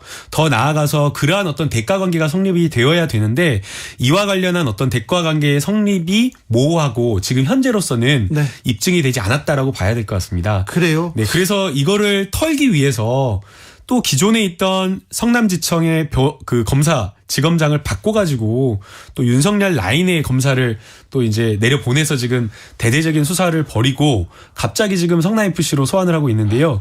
저는 여기에서 또 문제가 있다고 보입니다. 아무튼 FC 성남으로 들어간 광고비 후원금에서 일부가 선거 자금이나 일부가 이재명 대표의 지갑이나 아니면 주변 사람의 통장으로 이런 건 없습니까? 없습니다. 하나도 없습니까? 네. 그 공무원이 성과급을 일부 조금 받았다라고 하는데요. 원래 성과급과 관련된 규정은 예전부터 있었다라고 합니다. 알겠습니다. 검사 출신 민주당의 조응천 의원. 그런데 현금으로 후원을 받은 것은 문제다 이렇게 얘기했는데 이 문제는 이게 무슨 말입니까? 저는 그게 법리적으로 의미 없는 것을 짚었다라고 생각이 드는데요. 네. 이제 기부 체납과 관련된 원칙을 이야기하신 것으로 보이는데 네. 그런데 제3자 뇌물죄는 현금이냐 현금 아니냐 전혀 상관이 없습니다. 네, 그래서 부정한 청탁과 이와 관련된 경제적 이득 이런 것들이 요건으로 성립 요건으로 되어 있기 때문에 현금이냐 현물이냐 아니면 현금이 아니냐 이거는 중요한 요건은 아닌 것 같습니다. 현금으로 받으면 안 됩니까? 이제 기부 체납과 관련되어서 그 당시에 이제 현금으로 받는 기부 체납은 없었다라는 것을 아마 이야기한 것으로 보이는데요. 네. 그러나 앞서 제가 방금 설명드린 것처럼 제3자 뇌물죄에 있어서 현금 아니더라도 제3자 뇌물죄에 성립 가능하기 때문에 이것은 주요한 쟁점은 아닐 것으로 생각이 알겠습니다. 됩니다. 주요한 쟁점은 앞서 제가 말씀드린 대로 부정한 청탁으로 볼 수 있느냐, 그다음에 이제 두 번째 그 광고비 계약이 인허가와 대가성이 있느냐 이런 것들이라고 생각이 됩니다. 알겠습니다. 그 부분은. 자, 이재명 대표 소환장이 날아왔습니다. 민주당에서 일각에서 아주 극히 일부인 것 같은데 이재명 사법 리스크 당이 싸울 일이 아니다. 종천 의원이 얘기했고 이거 당과 분리해야 된다 이렇게 얘기했는데 소환장이 날아오자마자 당 분위기는 어떻습니까? 당은 어떻게 대응한답니까? 뭐 제가 솔직하게 뭐 여러 의원님을 만나본 것은 아니라서 네. 당의 전체적인 분위기를 파악하는 데는 조금 무리가 있는 것 같고요. 파악했다고 해야지 그래도. 네, 아무튼 그런데요. 네, 그런데 제가 거짓말할 수는 없지 않습니까? 네네. 그런데 이제 제가 주변에 이제 몇몇 의원님들과 상의해보고 이야기 들어보면 이것은 굉장히 조금 황당하다. 네. 왜냐하면은 대장동으로 계속해서 수사를 하고 대장동으로 치고 들어오고 있었는데 갑자기 뜬금없이 성남FC로 지금 소환을 했기 때문에 네. 결국에는 대장동과 관련되어서 이재명 당대표에 대한 혐의를 공모관계를 뭐 포함해서 혐의를 입증하지 못하니까 예. 별건으로 지금 또 소환을 하는 거 아니냐라는 이런 생각이 들고요.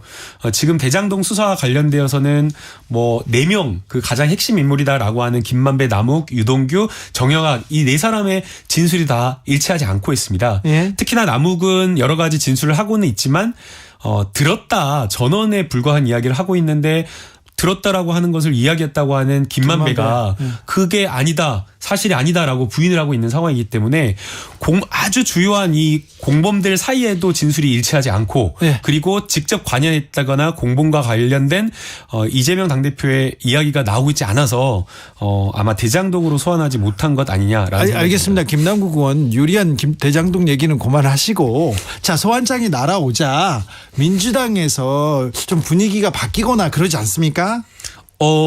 조금 이제 아까 말씀드린 대로 엉뚱한 또 사건으로 이렇게 소환을 했기 때문에 네. 여기에 대해서 많은 의원님들이 이거 역시나 부당한 검찰의 야당 탄압이다, 정치 탄압이다 이런 말씀을 좀 많이 하십니다. 검찰 공화국이다, 검찰의 정치 탄압이다 이런 얘기는 계속 나오고 있는데 당내에서나 아니면 다른 데에서도 자 이재명 대표 당당하게 출석해서 푸는 게 맞다 이런 얘기도 좀 있어요. 이재명 당대표의 스타일이 원래 그렇지 않습니까? 네. 지난 대선 경선 때도 역시나 마찬가지로 대장동과 관련되어서 국회에서 국정감사를 하겠다라고 했을 때 송영길 대표를 비롯해서 많은 중진 의원님들 우리 당내의 의원님들께서는 대다수가 나가면 안 된다. 정치 공세의 장이고 이거는 너무나 뭐 불리한 그런 어떤 국감장이기 때문에 나가서는 안 된다라고 했었는데요. 그때 당시에 이재명 당대표 내가 당당하게 나가서 떳떳하기 때문에 대장동과 관련된 이야기를 국민들에게 이야기하겠다 소상히. 그래서 실제 국감장에 나가서 많은 여러 가지 대장동과 관련된 의혹을 해소해서 그때 상당히 여론 반등이 있었거든요. 그래서 그런 어떤 이재명의 당담함 이런 것들을 이야기하면서 아마 검찰 수사에 응할 것이다라는 예측이 많은 것 같습니다. 그러나 이제 이재명 의원의 신분이 그냥 일반 개인 의원이 아니라 우리 직전의 대선의 당대표 후보였고 그리고 지금 현재 당대표 신분이기 때문에 개인이 결정할 문제는 아니라고 생각이 되고요. 결국에는 충분하게 당내 의견을 수렴해서 신중하게 결정할 것으로 생각이 됩니다. 이재명 대표가 오늘 이런 얘기했어요. 이재명에게 언제 소환에 응할 것인지 물을 게 아니고 중범죄 혐의가 명백한 대통령 가족은 언제 소환받을 거냐고 물어보기 바란다 이렇게 얘기했던데 그러면 대통령 가족을 소환해라 나는 안 간다 소환 불응으로 봐야 되나요 여기는? 뭐 소환 불응으로 해석하기에는 좀 어려울 것 같고요. 결국에는 법이라고 하는 것은 만인에게 평등해야 되고 그리고 더 권력자에게 추상 같아야 되는 게 법이라고 저는 생각이 됩니다. 그래야 되는데. 네, 그런데 지금까지는 우리 대한민국 건국 이래 전관예우 법원에도 있었고 검찰에도 있었지 않습니까? 네. 그러면서 여전히 지금도 김건희 여사에 대한 소환이나 대통령과 지금 그럼 그 영부인이 네. 전관예우를 받고 있는 건가요? 전관예우가 아니라 이미 지금 현직예우죠. 아, 네. 현직으로서 아주 권력을 누리고 있는 사람이기 때문에 김건희 여사에 대한 수사가 전혀 이루어지지 않고 있고 또 지금 최근에 나왔던 것 너무나 충격적인데요. 손준성 검사가 보냈다라고 하는 고발 사주와 네, 관련되어서 제3자 개입에 의혹이 없는데도 불구하고 허위의 불기소 처분 이유서를 작성해서 그건 좀 전혀 분석 보고서와 다른 수사관이 의견을 낸 것과는 완전히 다른 그러한 어떤 이유로 결국에는 김웅 의원을 불기소 처분했다라는 거 아니겠습니까? 고발 사주 잘못됐죠. 이것도 완전히 꿰어 맞춰서 봐주기 수사를 한 것이 아닌가. 특히나 이 고발 사주 같은 경우에는 그 김웅 의원으로부터 고발장을 전달 받았다라고 하는 그 당사자가 내부 고발자가 공익제보자가 이것을 아주 소상하게 설명하고 있고 이걸 뒷받침하는 문자메시지 포렌식 증거까지 있는데도 불구하고 자, 고발 사주 사건은 명백한 검찰의 정치 개입입니다. 검사가 정치판에 뛰어들었습니다. 고발장을 써주고 고발해라. 그럼 우리가 잡아주겠다. 이 말도 안 되는 일이 벌어졌는데 공수처에서 명명백백하게 이렇게 밝혔어야죠. 근데 민주당이 공수처가 만들어지면 공수처가 이런 거 잘 수사하겠다고 했는데 왜 이렇습니까? 공수처는 그래도 하는 데까지 수사를 해서 실제 김웅 의원에 대해서도 역시나 마찬가지로 기소 의견으로 송치를 했습니다. 그러나 그 권한이 수사와 관련된 최종적인 권한이 검찰에 있다 보니까 공수처와 달리 결론을 내린 검찰의 비판을 하는 게 맞다라고 저는 생각이 됩니다. 아니 그러니까 민주당에서 검찰개혁하면 이렇게 검수완박까지는 아니었지만 검찰의 수사권 완전 박탈하면 검사들이 좀 검찰공화국 이제 옅어지고 좀 잘한다면서요. 근데 나아진 게 없어요. 그래서 이제 저희도 너무나 안타깝다라는 생각이 드는데요. 그러나 이제 공수처가 지금 당장 기능을 조금 미흡하게 한다라고 해서 필요 없다라고 말씀하는 거는 적절하지 않고요. 네. 우리 헌재의 경우를 보게 되면 헌재도 역시나 마찬가지로 87년도에 이렇게 헌재가 수립이 되어서 계속 이렇게 오는 동안에 제대로 기능한 것은 최근 10여 년밖에 안 됐기 때문에 네. 좀 더 기관으로서 역할을 하는 동안 지켜봐야 될 필요성이 있는 것 같습니다. 공수처가 국민의 열망을 이렇게 염원을 가지고 태어났는데 좀 역할이 좀 부족합니다. 좀 열심히 해주셔야 됩니다. 그리고 검찰 수사가 공정한지는 항상 지금 비판받고 있다는 것도 좀 알아주시고요. 다시 넘어갑니다. 다시 이재명 대표가 윤석열 정권의 망나니 칼춤을 좌시하지 않겠다 이렇게 얘기하던데요. 어떻게 봐야 됩니까? 어떤 심정입니까? 그 전까지 이재명 당대표는 아무래도 이제 중요한 것은 민생이다. 그리고 이제 수사가 검찰 전체가 다 정치 검찰이거나 그런 어떤 정치 수사를 하지 않을 거라는 믿음이 있었기 때문에 지금까지는 여러 현안에 대해서 말을 아껴왔었습니다. 그런데 지금 검찰이 하는 행태나 이런 것들을 보면 고발 사주권을 비롯해서 그리고 이재명 당대표 그리고 이재명 당대표뿐만 아니라 과거에 있었던 그 문재인 정부에 있었던 여러 가지 사건에 대해서 정책적인 사안인데도 불구하고 감사원을 동원해서 수사를 한다거나 고발과 관련된 이런 것들을 돕게 하는 그런 행태를 보이고 있어서 더 이상 이제 좌시하지 않겠다라는 그런 발언을 한 것으로 생각이 듭니다. 앞으로 그러면 민주당 더 극한 투쟁, 격렬한 투쟁으로 나갑니까? 윤석열 정권 망나니 칼춤. 그러면 윤석열 정권은 망나니 정권입니까? 뭐 망나니 정권이다 제가 아니다 이렇게 말씀드리기에는 좀 쉽지 않을 것 같고요. 공정과 상식을 이야기하지만 가장 불공정하고 상식적이지 않은 정권이다라고 저는 이렇게 말씀을 드리고 싶고요. 거기에 더해서 가장 무책임하고 무능한 정권이다라고 저는 평가 내리고 싶습니다. 그렇습니까? 네. 무책임하고 무능합니다. 그래서 윤석열 정부의 지지도도 뭐 바닥이라고 볼 수 있습니다. 지금 조금 올라가는 추세이긴 하지만 그런데요. 국민들이 윤석열 정부 무능하다 무책임하다 얘기하면서 비판하면서도 민주당은 뭐 하고 있냐 이런 얘기도 해요. 저희가 야당이긴 하지만 그리고 의석수가 있긴 하지만 그래도 할 수 있는 게 상당히 많지가 않습니다. 조금 저희 내부로서도 강구할 수 있는 수단이나 이런 것들이 많지 않기 때문에 좀 답답한 측면이 있고요. 또 특히나 정치라고 하는 게 대화와 타협, 양보 이런 것들인데 지금 윤석열 정부가 보여왔던 여러 행태나 정치하는 그런 그 모습을 보게 되면 전혀 정치가 실종된 찾을 수 없는 그런 모습이기 때문에 네. 어려움이 있습니다. 그래도 이번에 예산안 합의 주요 내용을 보더라도 일부 저희가 양보한 측면은 있지만 민생과 관련된 예산은 좀 확실하게 챙긴 측면이 있기 때문에 또 성과도 있다라고 평가를 내릴 수 있을 것 같습니다. 오늘 이런 보도 나왔습니다. 유동규 씨가 자신이 윤건영 의원 이재명 대표한테 소개했다 이런 내용 나왔던데 이 보도 어떻게 보셨어요? 저도 조금 황당하긴 하더라고요. 유동규 씨가 이 윤건영 의원 이렇게 왔다 갔다 하고 뭐 오라가라고 하고 그럴 정도의 좀 정치적 파워가 있습니까? 저는 그 유동규 씨를 한 번도 본 적이 없습니다. 아니 저 의원님은 저 이재명 대표 가장 가까운 데 있었잖아요. 대선도 가장 가까운 데서 치르고 그런데 본 적이 없었어요. 네, 그러니까 제가 다 가깝게 있었고요. 그 다음에 이재명 당대표의 이 성남 시절부터 보좌했던 분들하고도 가깝게 지냈었거든요. 그런데 유동규 씨는 제가 아예 본 적이 없고요. 혹시나 제가 기억에 없는 상태에서 번호를 받거나 저장했을 수가 있어서 여러 차례 검색해봤지만 전혀 본 사실이 없습니다. 예. 지금 윤건영 의원 문재인 대통령의 비서 출신이고요. 굉장히 최애 측근이시죠. 네, 핵심이시고 여러 경험이 있고 능력이 있는 분이어서 이재명 대표하고 같이 일해야 된다 이런 얘기는 여러 곳에서 천거를 했는데 유동규 씨가 내가 지금 소개해서 만난 거다 얘기해서 좀 물어본 겁니다.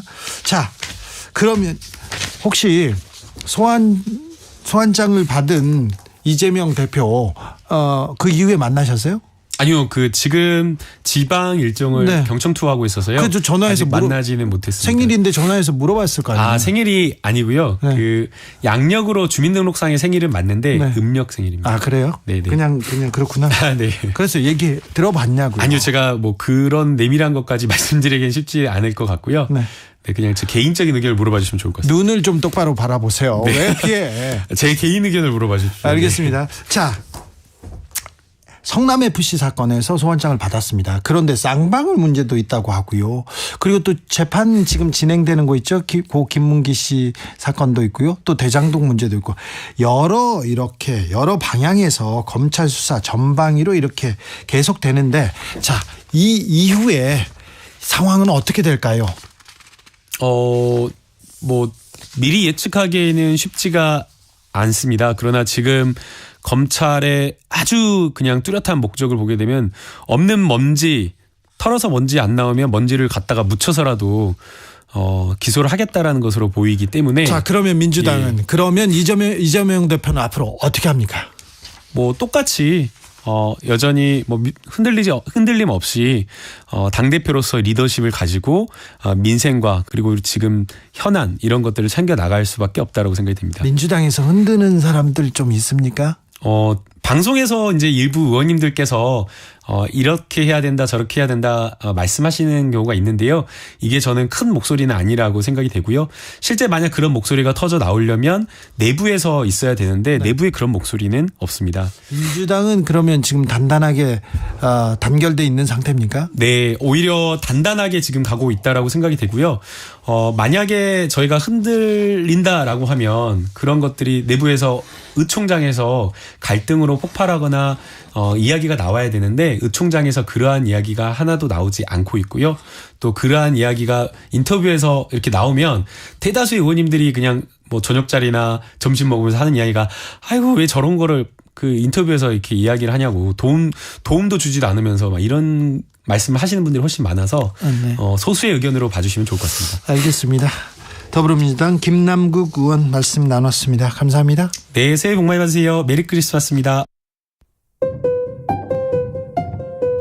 정치 피로, 사건 사고로 인한 피로, 고달픈 일상에서 오는 피로. 오늘 시사하셨습니까? 경험해보세요. 들은 날과 안 들은 날의 차이. 여러분의 피로를 날려줄 저녁 한 끼 시사. 주진우 라이브.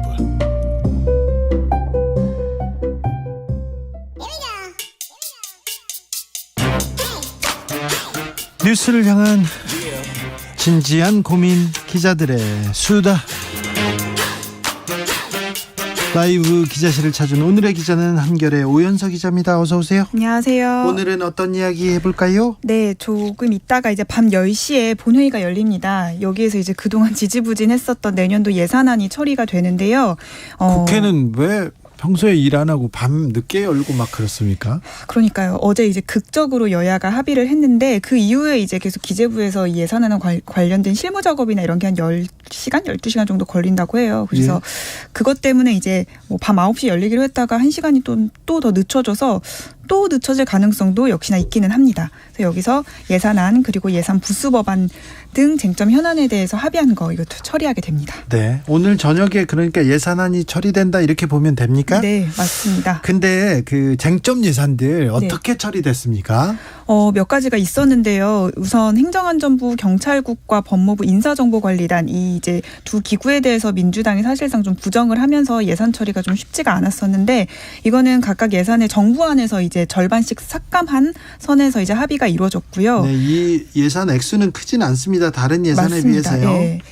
크지는 않은 사업이었는데 어쨌든 좀 양당이 좀 입장이 많이 갈렸던 기구다 보니까 끝까지 이제 합의를 보기가 힘들었었고 또 뭐 윤석열 대통령 후보 시절 그리고 이재명 대통령 후보 시절에 각각 이제 공약으로 냈었던 예산들 중에 중요했던 공공분양주택 사업과 공공임대주택 사업도 계속 맞붙었었는데 공공분양주택 그러니까 윤석열 대통령이 공약했던 사업은 정부안을 그대로 유지하기로 했고요. 또 이재명 대표적인 공약이었던 공공임대주택 사업은 6,600억 원을 증액하는 선에서 합의를 봤습니다. 또 최대 쟁점이었던 법인세 같은 경우에는 4개 구간별에서 1%포인트씩 인하하는 방향으로 합의를 해서 이 내용으로 이제 처리가 될 겁니다. 네. 저는 뭐 기업을 하는 사람은 아니어서 그런지 법인세를 가지고 이 여야가 다투지 않습니까? 최대 쟁점이었지 않습니까? 맞습니다. 이걸 또 법인세 깎아주는 거. 법인세 내는 회사들은 큰 회사들, 부자 회사들인데 이걸 가지고 이렇게 다투는 걸 보고 참 약간 언짢았는데요. 네. 지역사랑 상품권 이 부분도 이재명 이게 예산이다 해서 깎으려고 했는데 깎았습니까 다? 결국에는 일부가 좀 살아남았습니다. 정부안에서는 0원으로 책정이 됐었거든요. 네. 근데 3,525억 원이 새로 편성이 됐는데 뭐 어쨌든 정부안보다는 는 수치긴 하지만 이제 민주당에서는 작년 이제 7천억여 원이었던 거에서 한 절반 정도 깎였다. 뭐 이렇게 좀 아쉬워하는 소리도 나오긴 합니다. 이걸 비롯해서 여러 이제 지역구 예산은 5천억 원 가량이 좀 늘었거든요. 그런데요. 지금 등유값이 올라가지고 난방비 걱정하는 분들 많고요. 노인들 일자리 다 사라졌다고 걱정하는 분들 많은데 이런 부분 예산은 어떻게 되세요? 네, 뭐 공공형 노인 일자리 관련 예산이라든지 경로당 냉난방비 예산 이런 것들도 이런 것들 포함해서 한 957억 원 정도가 증액을 해서 지역구에서는 그 정도로 이제 늘었습니다. 그래서 민주당에서는 이런 걸 이제 민생 예산으로 묶어서 계속해서 이제 증액을 시키려고 했었고 국민의힘에서는 이제 다른 것과 이제 결부지어서 계속 협상을 안 하다가 결국엔 극적으로 이렇게 타결을 했습니다. 네. 결국 어떤 정치인이 주진우 라이브에서 얘기하셨어요. 뭐 걱정하지 마라. 예산안 타결된다. 내년 1월에는 국회의원들 다 외국으로 출장 가고 놀러 가야 되기 때문에 예산안 타결될 수밖에 없다고 하는데 꼭 그 이유 때문은 아니지만 타결됐습니다. 다음으로 만나볼 이야기는요? 네, 오늘 국민의힘이 전국위원회, 상임전국위원회 이렇게 차례로 열어서 당대표를 당원투표 100%로 뽑는 당헌 개정을 했습니다. 3월 8일 날 전당대회를 열겠다 이런 뭐 보도도 나오고 있는데요. 네. 룰 세팅이 이제 끝났어요. 네, 맞습니다. 자, 그래서 끝났으면 어떤 얘기 나옵니까 당에서? 이제 누가 나오느냐. 그렇죠. 이거에 이제 관심을 갖게 되는데. 누가 유리할 것인가. 누가 당권을 잡을 것인가. 계속 그 얘기 나오죠. 맞습니다. 초미의 관심사입니다. 맞습니다. 특히나 또 이번 주에 김기현 의원과 장제원 의원 간의 연대가 더 이제 돈독해졌다는 이제 얘기가 나오면서 맞습니다. 김장연대 얘기가 나오면서 기싸움이 사실상 본격적으로 시작이 된 듯해 보입니다. 김장연대 공부 모임 계속 한다는데 무슨 공부하던가요? 이번 주에도 김기현 의원 공보 모임이 열렸었는데 여기서 이제 기자들이 김장연대에 대해서 많이 물어봤었거든요. 예? 근데 김기현 의원은 항상 김장연대 질문이 나오면 대답을 잘 안 하다가 뭐 김장 이제 그 김치 담그는 거에 이제 비유를 해서 풍부하고 맛있는 반찬을 통해서 국민들의 건강도 정치권의 영양분도 잘 공급하겠다. 좀 긍정적으로 좀 답변을 했고요. 장제원 의원도 같이 데이트도 해보고 해야 결혼을 결정하는 거 아니겠냐라면서 좀 거리는 뒀지만 어쨌든 연대설을 둘 다 부인하진 않았습니다. 근데 좀 간보는데요. 데이트를 해봐야 결혼을 결정하지 않겠냐. 나 이 사람 저 사람 만나볼 거야 이런 생각으로. 네, 좀 간보는 듯한 어쨌든 연대설에 대해서 김기현 의원과 장제원 의원이 각각 이제 받아들이는 온도 차이는 좀 느껴지긴 하지만 네. 김장연대가 이렇게 본격화하면서 다른 당권 주자들의 견제도 조금씩 그래요. 심하게 나타나고 룰이 있습니다. 정해지고 100% 당원 투표, 결선 투표, 거기다 역선택 방지 조항까지 들어갔어요. 좀 당내 비판이 클 줄 알았는데 어떻습니까? 의원들 같은 경우에는 사실 당원들의 분위기 자체가 당원 투표 비중을 좀 높이라는 여론이 많았었기 때문에 의원들 같은 경우에는 좀 이제 이런 방향이 맞다고 보는 게 대부분의 여론인 것 같긴 한데요. 이미 뭐 이번 주에 많은 이제 기사가 나왔듯이 이준석 전 대표랄지 아니면 김용태 전 최고위원이랄지 기존에 이제 이준석계로 묶였던 이제 당박 인사들은 많은 비판을 했습니다. 유승민 전 의원도 비판을 했고요. 네. 거기에다가 이제 김장연대라는 연대설이 과거 이제 대선 때 윤핵관이라는 용어가 이제 막 나왔을 때처럼 김장연대가 이제 그런 식으로 좀 부정적인 이제 연대설로 좀 비춰지다 보니까 이준석 전 대표도 뭐 새우 두 마리 모여봤자 고래 안 된다 이렇게 좀 비판을 했고요. 다른 당권 주자인 윤상현 의원도 이거 김장연대 끝까지 안 간다 뭐 이렇게 좀 비판을 했습니다. 정진석 비대위원장이나 또 윤핵관 입장에서는 이준석 그다음에 유승민 김용태 그런 분들은 보수 참칭 하는 사람으로 이렇게 일컫는다 이런 얘기도 있어요. 자 그러면요 룰 이렇게 바뀌었지 않습니까? 네. 누가 유리합니까? 누가 될 것 같습니까?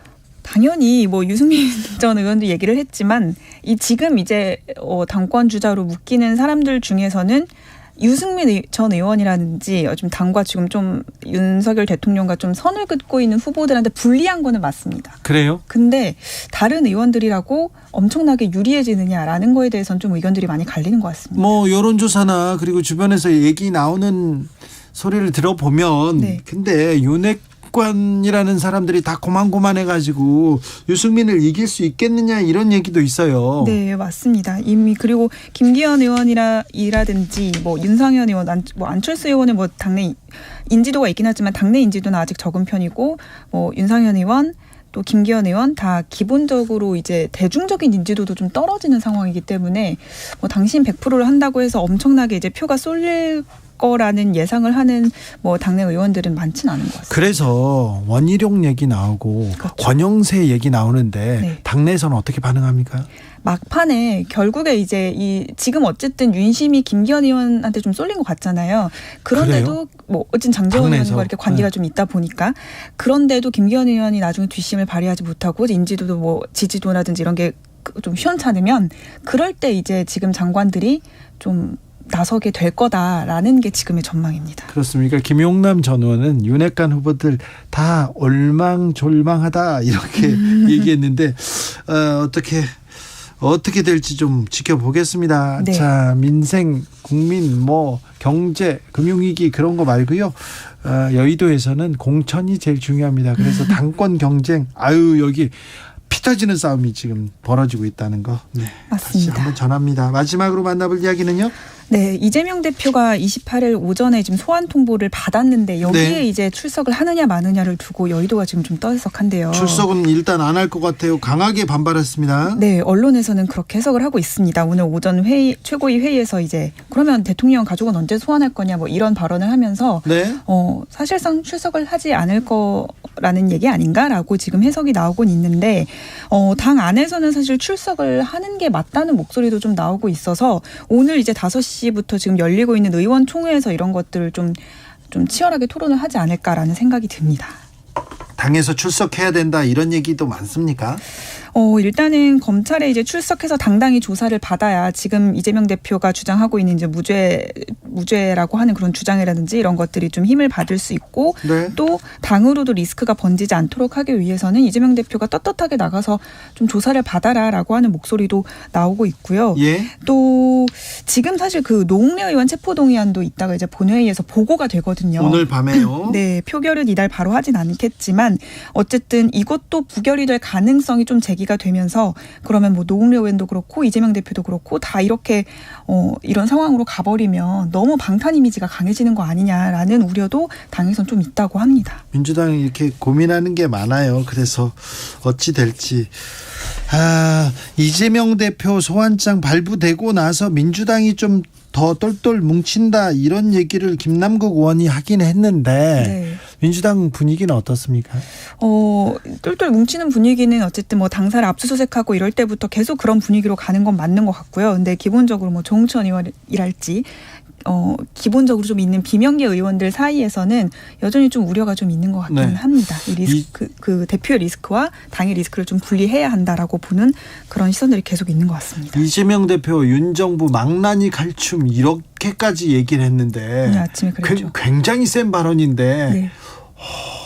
이 발언은 어떻게 들으셨어요? 평소에 이제 의원으로 이제 국회 들어오고 나서 한 얘기들 중에서는 가장 좀 수위가 센 발언으로 좀 보이거든요. 네.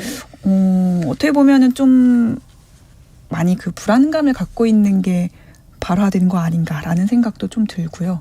이재명 대표가 좀 불안해한다 이런 얘기 보도되기도 했는데 네. 요즘 좀 그런 모습이 보입니까? 국회 안에서는 이재명 대표답지 않게 좀 요새 브리핑에서 말도 좀 아끼려고 하고 기자들이 이제 회의 끝나고 붙거나 하면은 뭐 같이 얘기도 하고 인사도 하고 했는데 요새는 충분히 뭐 얘기를 하고 설명해 주는 분이잖아요. 맞습니다. 예, 그런데요. 이제 묵묵부답으로 좀 일관해서 지금 이제 제가 출입하고 있는 국민의힘에서는 뭐 점점점 대표다 뭐 이렇게 좀 조롱하는 말도 좀 나오긴 하거든요. 계속 말을 안 한다고 해서. 그래서 이전과는 좀 다른 심리 상태인 것 같다라는 얘기들이 기자들 사이에서 나오고 있습니다. 그렇습니까? 네. 정진석 비대위원장 그리고 네. 주호영 원내대표는 기자들한테 말 잘해줍니까? 정진석 비대위원장은 전화도 생각보다 잘 받고요. 예. 기자들이 가면 티타임도 좀 자주 하고 하는데 주호영 원내대표는 지금 최근 이제 몇 달 동안 계속 협상을 했잖아요. 야당이랑. 네. 또 대통령실도 자주 왔다 갔다 하면서 좀 가운데서 힘든 처지에 있다 보니까 네. 저희들 사이에서는 좀 많이 주예민 이렇게 불리기도 했습니다. 주예민이라고 불렸습니까? 많이 예민했습니다. 주예민 원내대표님. 네. 그렇군요. 그런데요. 정진석 대표가 네. 언론에 대한 불만감, 맞습니다. 패널에 대한 패널이 불공평하다 이렇게 공문을 보냈잖아요. 네, 맞습니다. 요거는 기자들이 뭐라고 합니까? 정진석 비대위원장이 그동안 해오던 뭐 말이나 이런 것들에 비춰봤을 때 그렇게 놀라운 일 같지는 않았거든요. 네. 이전에 이제 MBC 전용기 배제 사태였을 그런 일이 있었을 때도 기자 출신이기 때문에 저희가 좀 기대하는 바가 있긴 했었는데 그건 이제 언론 탄압이 아니다라고 이제 네. 명확하게 얘기를 하면서 저희는 좀 실망감이 컸었기 때문에 그런 언론관이 좀 반영이 된 발언 아닌가라는 생각이 듭니다. 그러니까요. 너무 좀 기자 출신인데. 네.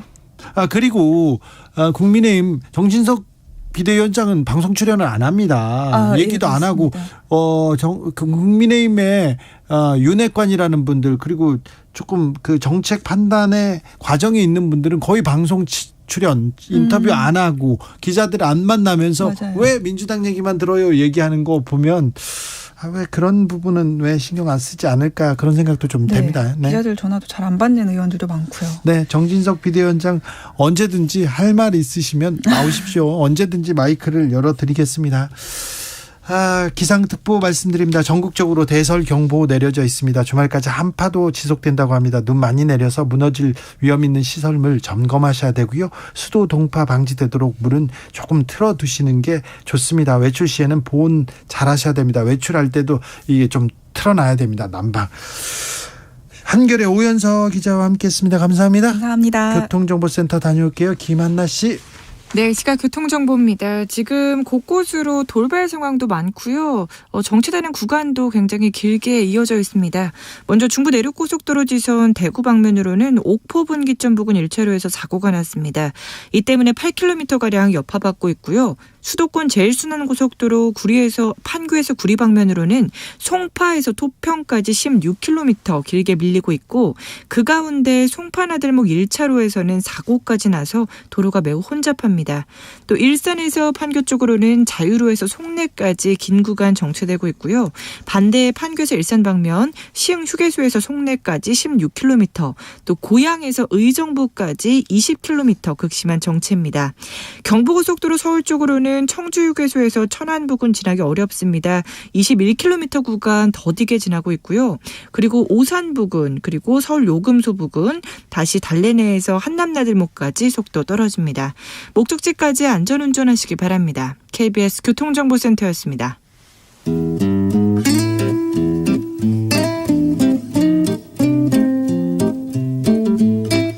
현실의 불이 꺼지고 영화의 막이 오릅니다. 영화보다 더 영화 같은 현실 시작합니다. 라이너의 시사회. 영화 전문 유튜버 라이너 어서 오세요. 네, 안녕하세요. 오늘은 어떤 얘기 해주실 겁니까? 네, 할리우드 영화계의 왕이 한 명 있다고 하면 그 사람은 제임스 카메론일 겁니다. 아, 그렇습니까? 네, 이 터미네이터 시리즈부터 시작해서요. 에일리언 있고, 에일리언 2도 있었고요. 타이타닉, 아바타까지. 정말 어떻게 이런 사람이 있을 수 있나? 그렇죠. 네. 왕이 있다면 제임스 카메론이다. 네, 그런 사람이라고 할 수 있겠는데요. 네.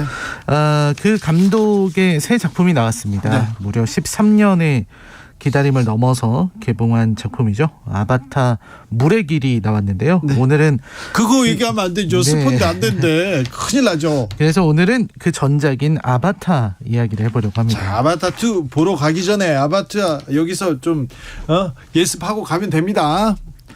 네, 일단 아바타는 너무 엄청난 작품이어서요. 스케일이 다른 작품하고 비교할 수가 없어요. 일단 비교할 수가 없죠. 네. 일단 흥행도 비교할 수가 없어서 29억 달러라는 말도 안 되는 흥행을 해서 얼마인지도 모르겠다. 너무 천문학적이었어요. 네, 지금도 세계 최고의 흥행작입니다. 아, 그렇습니까? 안 깨졌습니까? 네, 아직까지 한 번 잠깐 깨졌었는데요. 네. 어벤져스 엔드게임으로. 네. 네, 다시 탈환했습니다. 그래요? 네, 중국에서 개봉하고 이제 재개봉하면서 더 이상 따라잡을 수 없을 정도로 커졌는데요.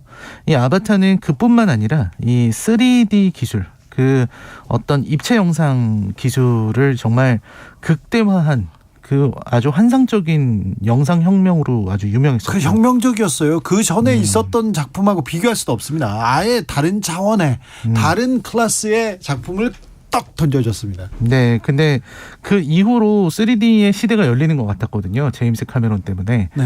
근데 그 후로 정말 3D 영화도 많이 나오고 3D 기술로 뭐 게임기니 TV니 나온다고 했었는데. 근데 지금 영화 3D 영화 중에서도 아바타를 능가할 수 있나? 저는 아니라고 봅니다. 네, 지금 최근에는 거의 3D 영화가 명맥이 끊겼는데요.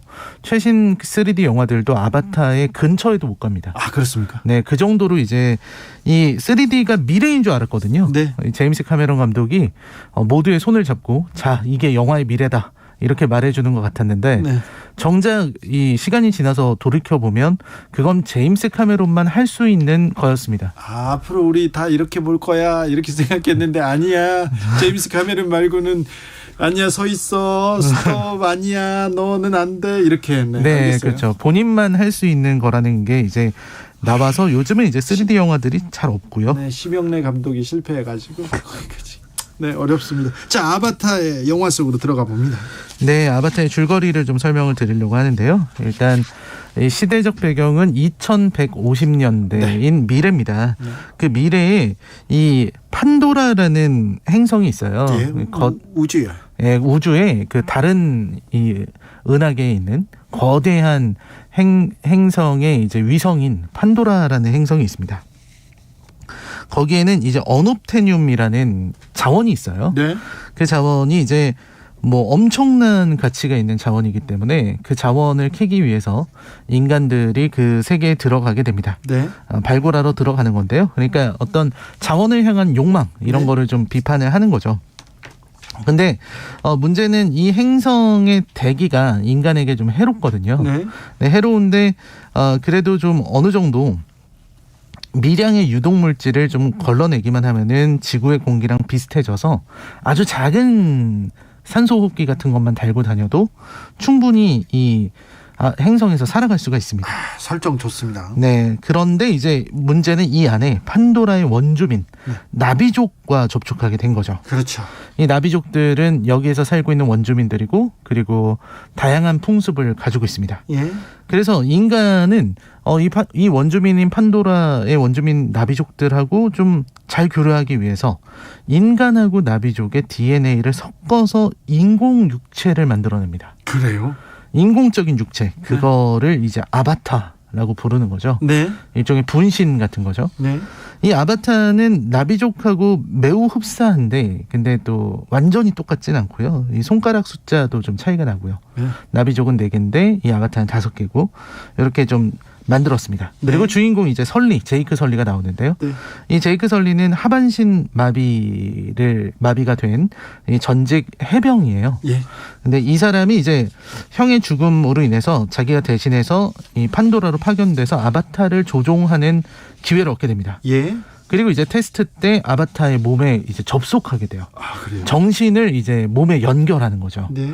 그래서 그 하반신 마비로 인해서 걸을 수 없는 몸이었는데 아바타의 몸 속에 들어가니까 키가 한 3m쯤 되는 거인인데 몸을 받았죠. 몸을 받아서 이제 막 달릴 수도 있고 그러니까 달려도 보고 호흡도 들이마셔 보고 이런 과일을 먹어보기도 하면서 아주 훌륭한 막 너무 기쁜 모습을 보이게 됩니다.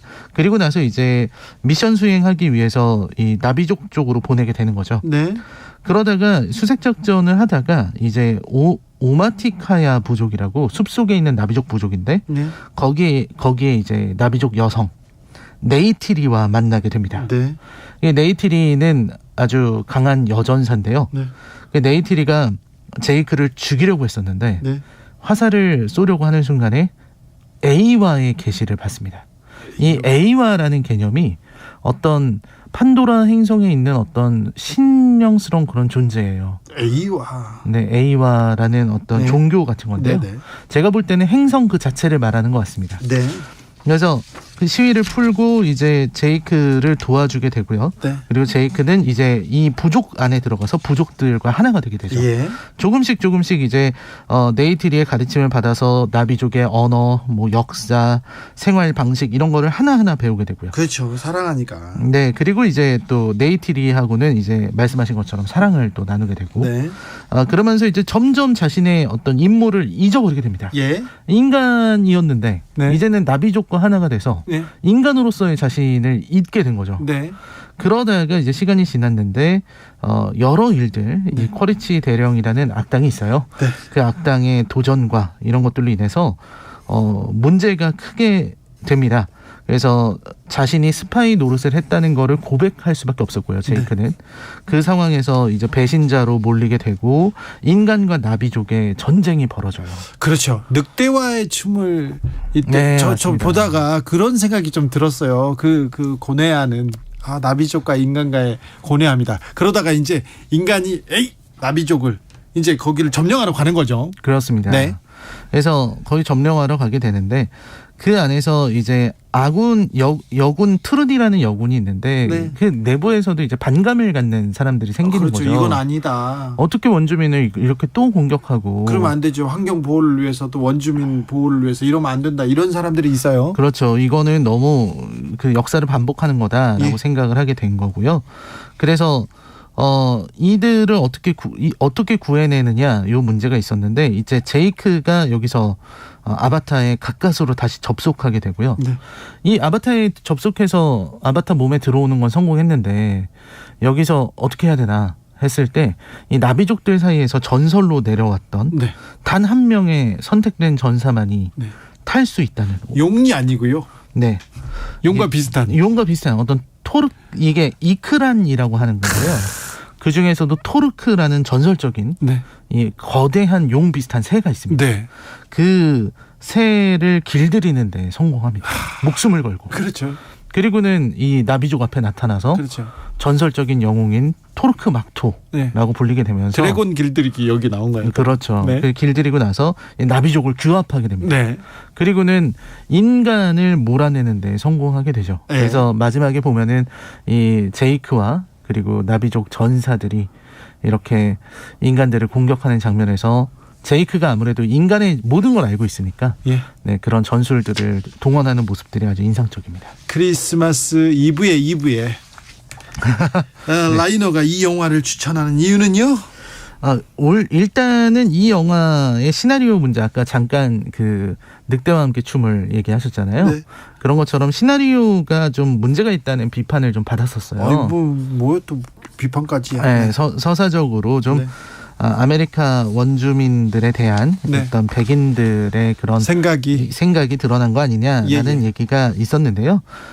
그리고 대신 이 작품은 되게 풀어갈 수 있는 것들은 많았습니다. 예. 이 내 몸과 가상의 몸 속에 내 정신을 집어넣어도 그것은 나일까? 하는 그런 질문들 있잖아요. 네. 그런 철학적인 질문들이 있었고요. 그리고 아바타의 어떤 영상 미학은 지금 봐도 뭐 따라갈 만한 영화가 없는 훌륭하죠. 너무나도 아름다운 비주얼을 보여주고 있습니다. 네. 그래서 이 아바타 이제 두 번째 작품이 나왔기 때문에 혹시 전작을 못 보신 분들이 있다면 네. 지금이라도 보시는 게 좋습니다. 그리고 그렇습니까? 아주 넓은 영화관에서 보면은 더 네. 좋을 법한 그런 작품입니다. 강미영님께서 아바타 1편을 안 보고 2편 봤어요. 좀 이해가 안 갔는데 오늘 설명으로 완전 습득됐습니다. 정말 멋진 영화였습니다. 얘기합니다. 아바타 보러 갈 거예요. 아바타를 보기 힘들다면서요? 보기가 힘들다는 게 너무 길어서요? 네, 3시간 12분 정도 됩니다. 길게도 했네. 네, 3시간 10분이 넘어서 190분이 넘어서요. 제임스 카메론 아니면 영화사에서 다 잘랐을 텐데. 알겠습니다. 시사의 오늘의 작품은 아바타였습니다. 라이너 오늘도 감사합니다. 네, 고맙습니다. 크리스마스 잘 보내세요. 네. 아바타의 OST 중에서 리오나 루이스가 불렀습니다. I See You 들으면서 저는 여기서 인사드리겠습니다. 저는 내일 오후 5시 5분 크리스마스 이브에 찾아올게요. 그럴 수도 있잖아. 일은 해야 되잖아요. 지금까지 주진우였습니다.